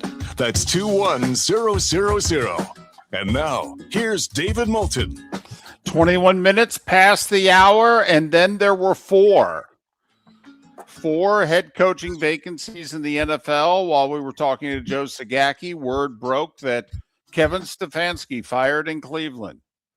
6 years, 2 really good ones, 4 losing seasons in and around it. Stefanski fired. GM for now stays. Curious what Browns fans think. Stefanski holding the team back? Is the personnel holding the team back? Kevin Stefanski had nothing to do, I don't believe, with the acquisition of Deshaun Watson. That was all ownership. I agree. By the way, his cap hit next year, final year of his contract, I believe. Cap hit next year is 80. Well, that's because they reworked that was, by the way, just help me out here, David, because they reworked the contract. Right. So that it's 80, because when he signed his deal, it was, the same money every year. It was all guaranteed. It's 46. Right. Mm-hmm. But they reworked a horrible contract to what? Make it worse? Well, they wanted to give themselves some cap relief a couple of years ago. In order to do that, they had to go to Deshaun, and they had to extend it to create some short-term cap relief, and then they had to have a bubble balloon payment at the end. So my understanding is he's got 1 year left on his contract, and it's 80 on the cap. It's not 80 in his pocket, but it's 80 on the cap. So, and the Falcons, who blew up their front office yesterday, said they will be hiring a new president of football from outside the organization. That's big. That means Rich McKay will no longer be the CEO, but he will stay. Apparently, according to what I'm reading, Greg Beatles was elevated from team president to president and CEO, and he will oversee the business side. Rich McKay, who Beatles will succeed as CEO, McKay will take on an expanded role in the Arthur Blank Sports and Entertainment Organization. So he's not gone in Atlanta, but he's not running the football team anymore. Right. And there are a lot of people in the know that think that that's really good news for the Atlanta Falcons. Let me ask you this. Is it also good news for the NFL? He sits on a lot of committees. If he's not running the football team, how does he continue to maintain his job with all these committees? Well, it's well known in NFL circles that Rich McKay has wanted to be the guy that replaces Roger Goodell. He was hoping it would have already happened by now. So what Goodell has done is he's kept McKay close. Keep your enemies closer type deal. So, yeah, listen, if we could get him off the competition committee, that'd be great.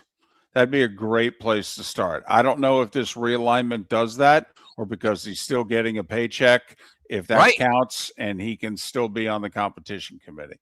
That's the thing I'm most curious about with what's going on in Atlanta right now. That's a little behind the curtain there about something that most people don't give a darn about. But yeah, there are a lot of people in NFL circles that would do the happy dance if they could get Rich McKay to, basically play a lot of golf. So I think it's good news for, listen, For better or worse, Bill Belichick would have been the head coach of the Falcons the last 2 years if Rich McKay wasn't the president of the Atlanta Falcons. Now, you tell me, 8-9 each of the last 2 years with Raheem Morris. Would Bill have done better or worse or the same? You decide. But Arthur Blank was going to hire Bill Belichick. And Rich McKay basically said the whole organization is against it. Don't do this. And Arthur acquiesced to what McKay and Fontenot wanted. But Arthur Blank was going to hire Bill Belichick. So you decide whether or not they would have been better off, the same, or worse over the last 2 years. And Stefanski done in Cleveland, it's our opinion here on this show that he'll be a head coach next year. Oh, I think there's no doubt about it. I think he'll jump to the top of the Giants, the Dolphins. I think Kevin Stefanski is thought highly enough that there may be one team out there who fires their head coach if they can get Stefanski behind the scenes to agree to take the job. Could be wrong. Last 2 years didn't go well in Cleveland. I blame the roster and the quarterback situation on everybody not named Kevin Stefanski. Interesting, because you keep saying Miami, and I just don't know whether or not they're going to have a new coach. No, I don't either. I just don't know who takes the job unless they can hire their own coach. And I know the owner says, can you keep them for a year?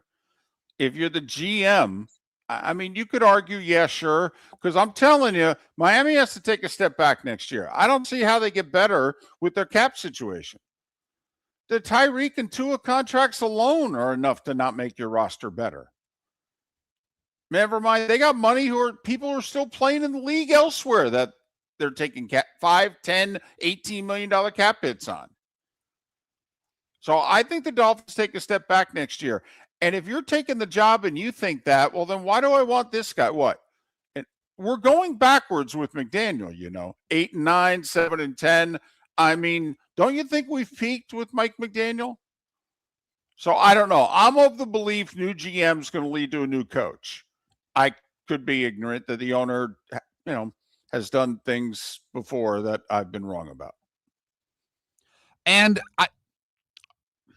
I would lean that you're right, given the fact that, your real boss, because let's be honest, this show just is what it is, was hired to be on a GM committee. Because without it, I'm not saying this because you know anything, David. I'm just saying that you don't bring Troy Aikman on to sit on a committee to hire a new GM. I don't know. If you're going to go with the interim GM. I don't know. Yeah. I agree with that. But here's the thing. Listen, the owner of the Dolphins is known in NFL circles as a guy who asks a lot of people for their opinion. I have no idea. And trust me, Troy and I have not spoken about the Dolphins. Okay. I have no information about anything. All right. And if I did, I wouldn't tell you anyway. But Mark, honestly, there are people in NFL circles, they're curious. Stephen Ross even going to listen to Troy Aikman. Because he listens to 20 different people, apparently all the time. Apparently, if you're the last guy in his ear, you can get him to do something. So who's he listening to when? I have no idea. I don't think people in the organization have any idea. And the one thing Pat Kerwin, who will join us on the show tomorrow, talked about is that still in week 18, owners can still be thinking about decisions that they make. Does the egg that they laid in New England, which everybody expected, does that crush McDaniel? I don't know. It shouldn't have any bearing, to be honest with you. No. They were the inferior team. They lost. Okay. By the way, I didn't think they laid down. They just got beat by a better team. But anybody that thinks they know what's going on in Miami, then your crystal ball's better than ours. By the way, do you know how many teams with a winning record the New England Patriots ended up beating at the end of the season? What, 2? It got reduced to 1 Yeah, they had wins against Baltimore. They had wins against Tampa Bay. All right. The only win the Patriots had all year against a winning team was the win in Buffalo. They split with the Bills and they lost to somebody. I think their record against winning teams was 1-2. Think about that. They played 14 games, not their fault, but they played 14 of their 17 games against teams that ultimately finished with losing records. Miller and Moulton. Your roof is your home's first line of defense. At Pelican Roofing of Florida, Ronnie John and their team bring years of experience to protect what matters most, your family and your business. From residential repairs to large-scale commercial roofing, we deliver honest work, fair pricing, and quality you can trust. An upgrade on your roof can lower your insurance costs. Don't wait for a leak to turn into a disaster. Call the experts at Pelican Roofing today. 1-866-9-PELICAN. That's 1-866-9-PELICAN. Online at pelicanroofingcompany.com. CCC 1332512. Let's talk the big differences between Floor Meisters and the big box store that sells flooring. Floor Meisters is family owned. They do flooring, not doors, nuts and bolts, or weed killer. They specialize in it. They know it. Floor Meisters backs their installer, so if there's ever an issue, good chance the boss, TJ, will come out and make it right. Floor Meisters prices beat the box stores every day of the week. When you think flooring, think Floor Meisters in Naples. FloorMeisters.com. Real people, real prices, real quality selection. The Floor Meisters, just keeping it real. Mark Miller for Sleep Treatment Direct. They are helping me with sleep apnea. And by helping me, I mean curing me. No more CPAP machine. No more snoring. No more tossing. No more waking up exhausted. Their expert team got me the right treatment fast and hassle-free. If you want to feel energized and get rid of your snoring, call Sleep Treatment Direct today. 444-1741. That's 239-444-1741. Sleep Treatment Direct. Sleep safe and sound. Play all night, play all day. Experience more in paradise. At Seminole Casino Hotel, we're bringing you more. With real cards and real dealers 24/7, this is the place where the action never ends. Now you can bet on your favorite team, roll the dice on craps, or spin the wheel for roulette. We've got your game. Plus, the Zigzag Girls Blackjack Pit features nonstop excitement and free drinks while you play. This is Seminole Casino Hotel, minutes away from more. For more information, visit moreinparadise.com. Must be 21 to play slots and table games. Concerned about your gambling? Call or text 1-833-PLAY-WILD. This is Miller and Moulton.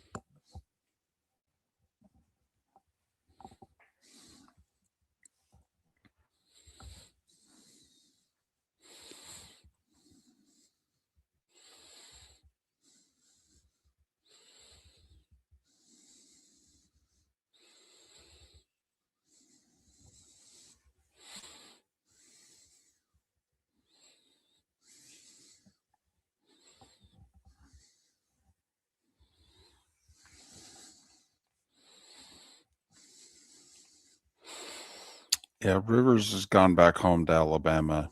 His coaches high school football team. His one son's a senior in high school, and I think the quarterback.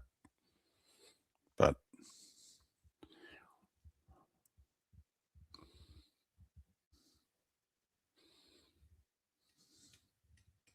so the Ole Miss quarterback is staying at Ole Miss if, and this is the big if, he is granted a 6th year of eligibility.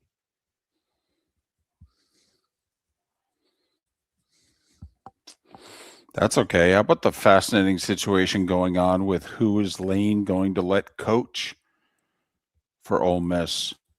You know, the 4 guys who are going with Lane but who have stayed back and helped Ole Miss coach. Yeah, well, that was before the portal. There's talk that the only one of the 4 that may actually be on the Ole Miss sideline Thursday night is Charlie Weiss Jr. Now, he does call the plays, but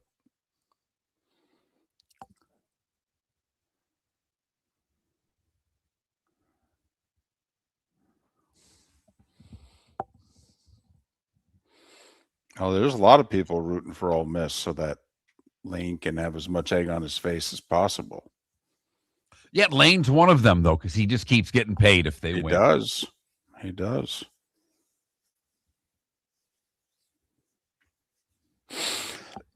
It's up to Lane, Deadstruck. He's already hired these guys. He's letting them work for Ole Miss.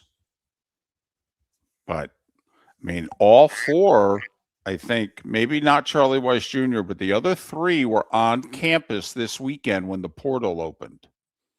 They were helping LSU entertain kids in the portal. And does Lane let them go back to Oxford or Arizona and do what they did the first 2 games, or does Lane go, nope, gig's up, you're at LSU now?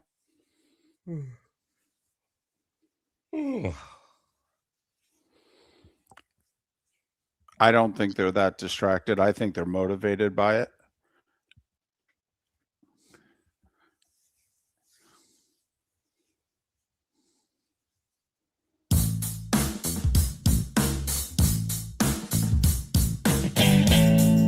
Welcome back to Miller and Moulton. Text the guys what's in your mind at 21,000. That's 21000. And now, here's David Moulton.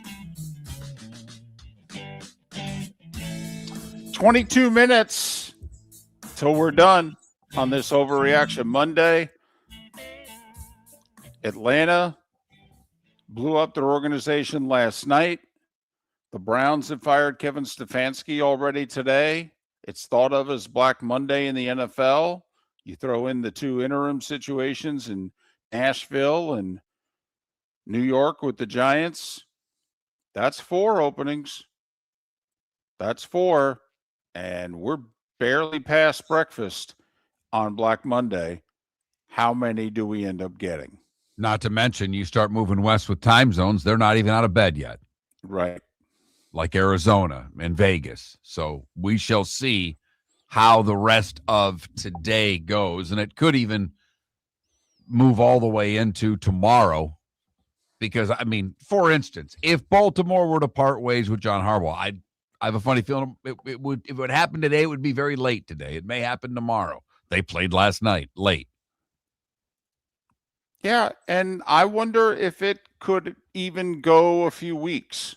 Like Gruden got replaced in late January, I believe. Like, you know, I'm wondering, will there be a team or 2 that picks up the phone and calls the Ravens and Steelers about their longtime coaches and just say, hey, now, because remember, back channel, they'd already be talking to these coaches through their agents. So they'd have an idea if the coaches would be open to it. And then the teams would call the Ravens officially and be like, hey, we'd like to make you an offer for your coach. Huh, really? And they could either completely shut it down, or if they're like, I don't know, I've been thinking about getting rid of him anyway, make a deal. That usually takes a little bit. It's that time again, nearing the end, but not quite there yet. Here's Mark Miller with Today Was the Day When. We start today in 1886. Robert Louis Stevenson's book, The Strange Case of Dr. Jekyll and Mr. Hyde, is published.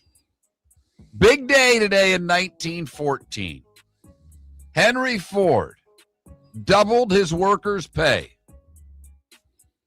His $5 minimum per day wage, doubling most workers' pay from $2.40 for a 9-hour day to $5 for an 8-hour day. You know, one of the kickers was they couldn't drink. Like, Michigan was big on prohibition early because of Ford. Can I ask a question? Sure. How does he keep track of that? They, according to what I read, that basically when you got doubled your salary, that allowed them to come do random checks. Wow. I never heard that. In your home. Right. Huh. Yeah. 1940, the FCC hears the first transmission of FM radio with a clear, static-free single. It's a double shot. You're hot rockin' flame-throwing FM on this Monday morning. Today in 1957, Jackie Robinson announces his retirement. That's because they were going to trade him, and he wanted no part of playing for the New York Giants. Right. Never mind. I'd rather retire than play for them. Right. Never mind the fact in a few weeks they were going to California. He's like, the hell with this. 1970, on ABC, the premiere of All My Children. Sonny Liston found dead today in 1971. Found by his wife. He had been dead for an estimated 6 days. Today in 72, Nixon signs a bill for $5.5 million in funding to develop a space shuttle. Worked out pretty well now, didn't it? Greetings from Asbury Park, New Jersey was released today in 1973. That is the first and debut album from one Bruce Springsteen. You know the words. We could all sing along right now if you wanted to, but I'm not going to do that to you because today in 1980, oh, here we go. Rapper's Delight broke into the Billboard Top 40 at number 37, becoming the first hip-hop single ever to reach the Billboard Top 40. And Casey Kasem will have it for you after the break. I love my Saturday mornings when I'm driving around because I'm a Sirius subscriber. So they have 70s on 7. It's one of my program channels. And there'll be a song on that I'll like on a Saturday morning as I'm running errands. And all of a sudden, after that song, it's Casey Kasem, and they're running the top 40s, and it's just fantastic. That was the 23rd most popular hit on this day in 1978. Don Shula announces his retirement today in 96. Today in 98, Sonny Bono died in a skiing accident in Nevada at the age of 62. Today in 2002, with the Steelers trailing 24-7, they played Renegade by Styx. It has been a staple at Steeler games ever since. Today in 2007, Bill Cowher retired as coach of those Steelers. George Reeves, the original Superman. Sam Phillips, the founder of Sun Records. Lou Carnesecca, Walter Mondale, Chuck Noll, Jim Otto, Sam Weich, and Diane Keaton would have all celebrated birthdays today. That is one hell of a list. Sure is. Robert Duvall is 95. 95. Unreal. Alex English. Yeah. Pacino, De Niro, Nicholson, Duvall. I mean, but I don't think Eastwood. I think Duvall is older than all of them by a good bit. Yeah. 6-7 years. But Eastwood, I think, is right around Duvall's age. Alex English is 72. I'm guessing he could still get you a bucket if you need it. Oh, are you kidding me? A 15-foot baseline jumper? Are you kidding? Tough guy Basil McRae is 65. I just threw this on there because I like saying his name. A lot of people call him Joe Juno, but I much prefer Joe Juno. He's 58. Rocker Marilyn Manson is 57. And Bradley Cooper and Warwick Dunn are each 51. What did I miss, David? Boy, they both look good for 51. Yeah, they do. They, you know what? It's a dadgum good point. Yankees announced the purchase of Babe Ruth today in 1920. Did you have that? I didn't. We've done so many things on the trade and all that. I'm like, yeah, we've talked about this 67 times. They really dragged this out. They know how to do a presser.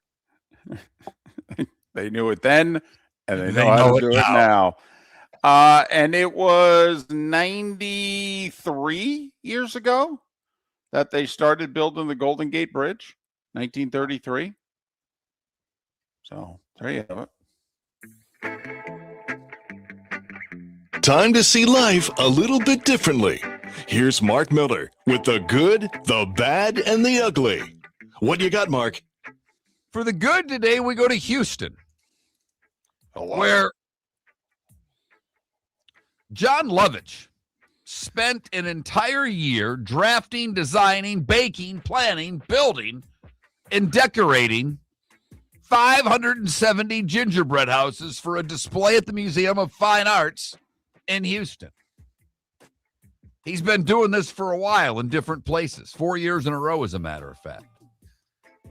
But members of the public were invited to take pieces of the display home free of charge, but they couldn't clear out all of the gingerbread houses. So they brought in pigs from the Houston Mini Pig Rescue and Farm Sanctuary to chow down on the rest of the gingerbread treats. Go, pigs, go. For the bad, we go to Fort Myers, where Fort Myers PD were able to arrest a man after a DUI hit and run. Apparently, when police showed up, one car was smashed up, but a Ford pickup who did the damage had taken off. Michael Schott was finally arrested after he drove away from the accident without his front left tire, leaving scratch marks and a clear path to where he was, which was in front of the jail when they found him. He was hammered, refused to submit a breath test, and was taken to the hospital on DUI. Finally, the ugly. We go to Walmart,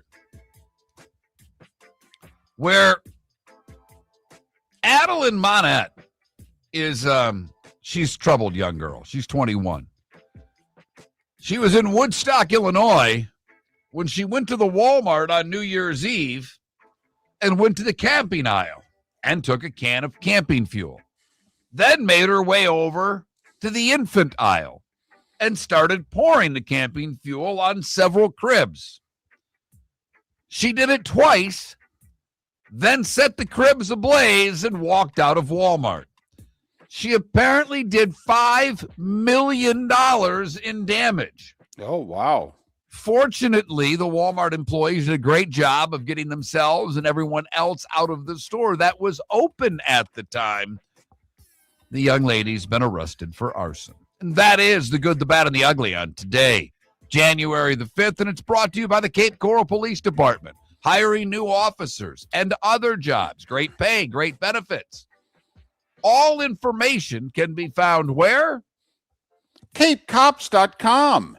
CapeCops.com. There you have it. I like that she made a second trip. Why don't you take 2 cans the first time? Because they had it all on video. She took 1 can, dumped it, walked back, grabbed another, and said, I need more fuel. I don't get it. By the way, Johnny Mack in our Twitch chat room says he's seen Springsteen 17 times. The whole group. How many have you seen? You're around 10, aren't you? I think it's high single digits. I don't think I'm double figures. I think it's in the 8 range. I'd have to go back. I think I know for a fact I've seen more Grateful Dead shows than any other band.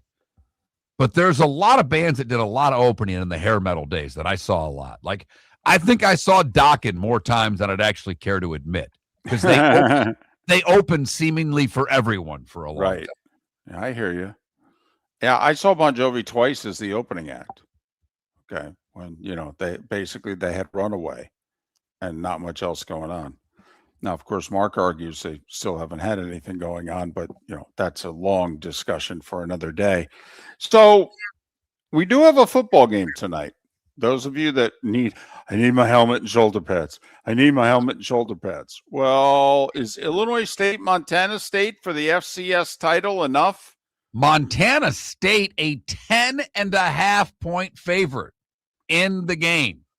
Game's in Nashville. It's normally in Frisco, Texas, but they're renovating the facility there. So the game is in Nashville. Illinois State's the Cinderella. They've won 4 games to get to the title game, all of them on the road. No one has ever done that.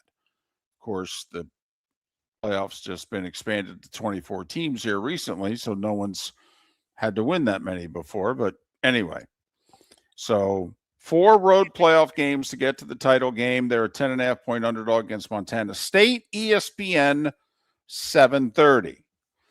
5 hockey games tonight. None of them are, your Wings are in action. My Rangers are in action, but otherwise.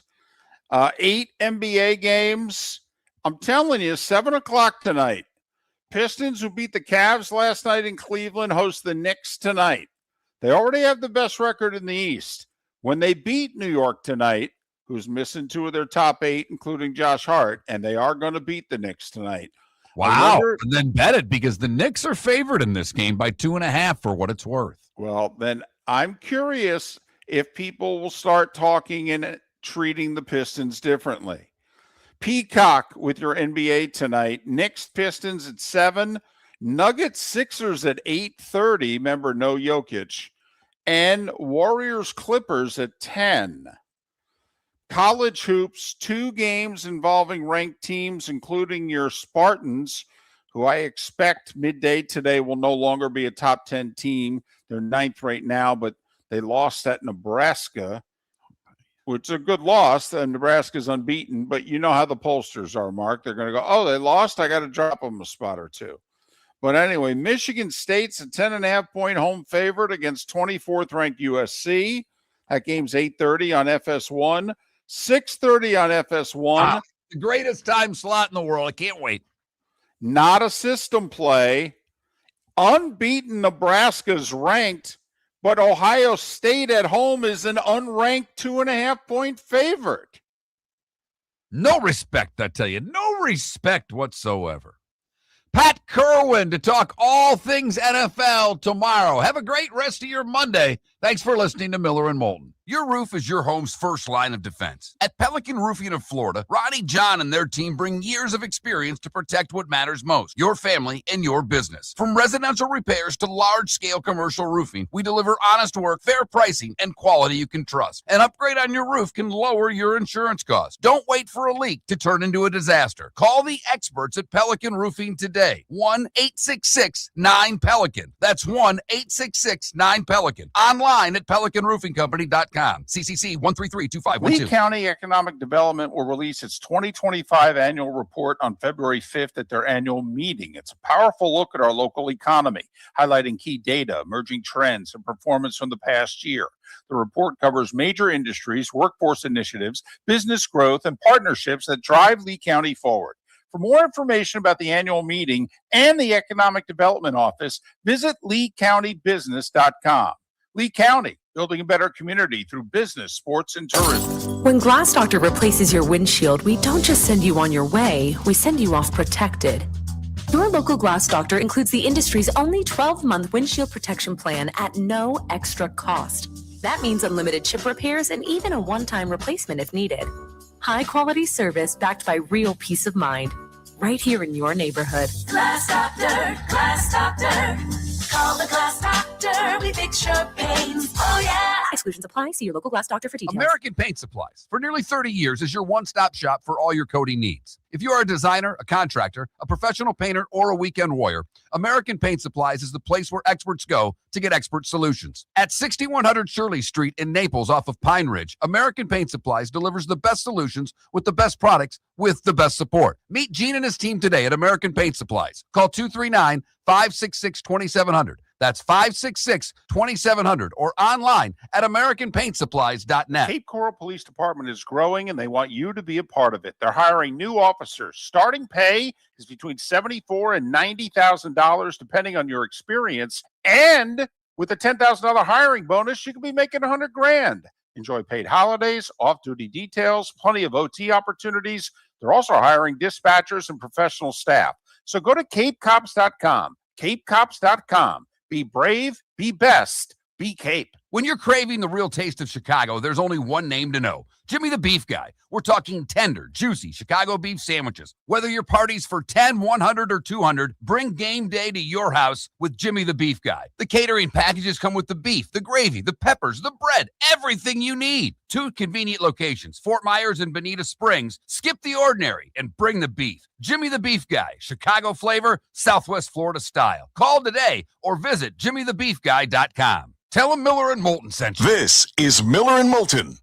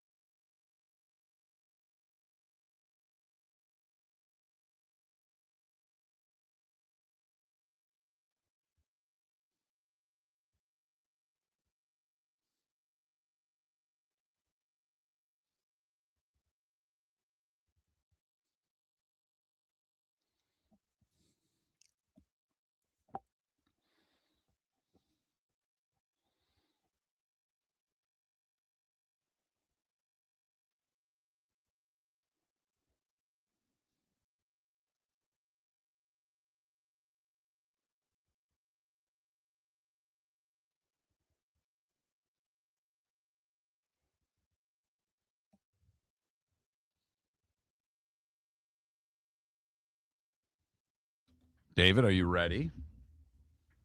Sure. All right. We're rolling. Coming up Tuesday on Miller and Moulton, Pat Kerwin to discuss everything that went down Week 18 and on Black Monday in the NFL. Thanks for listening. Miller and Moulton, 6 a.m. Tuesday.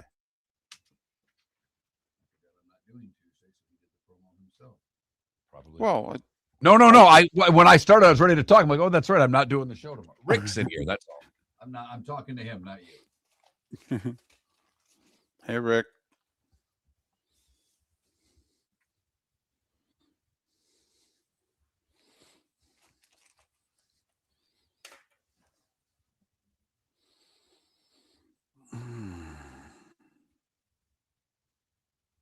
I think, you know what? I'm just going to make sure that we have generic promos done. Yeah, I was going to say, we have like a generic promo that says, tune in every weekday morning, 6 to 10. We're still live, by the way. Okay, turn us off. Okay.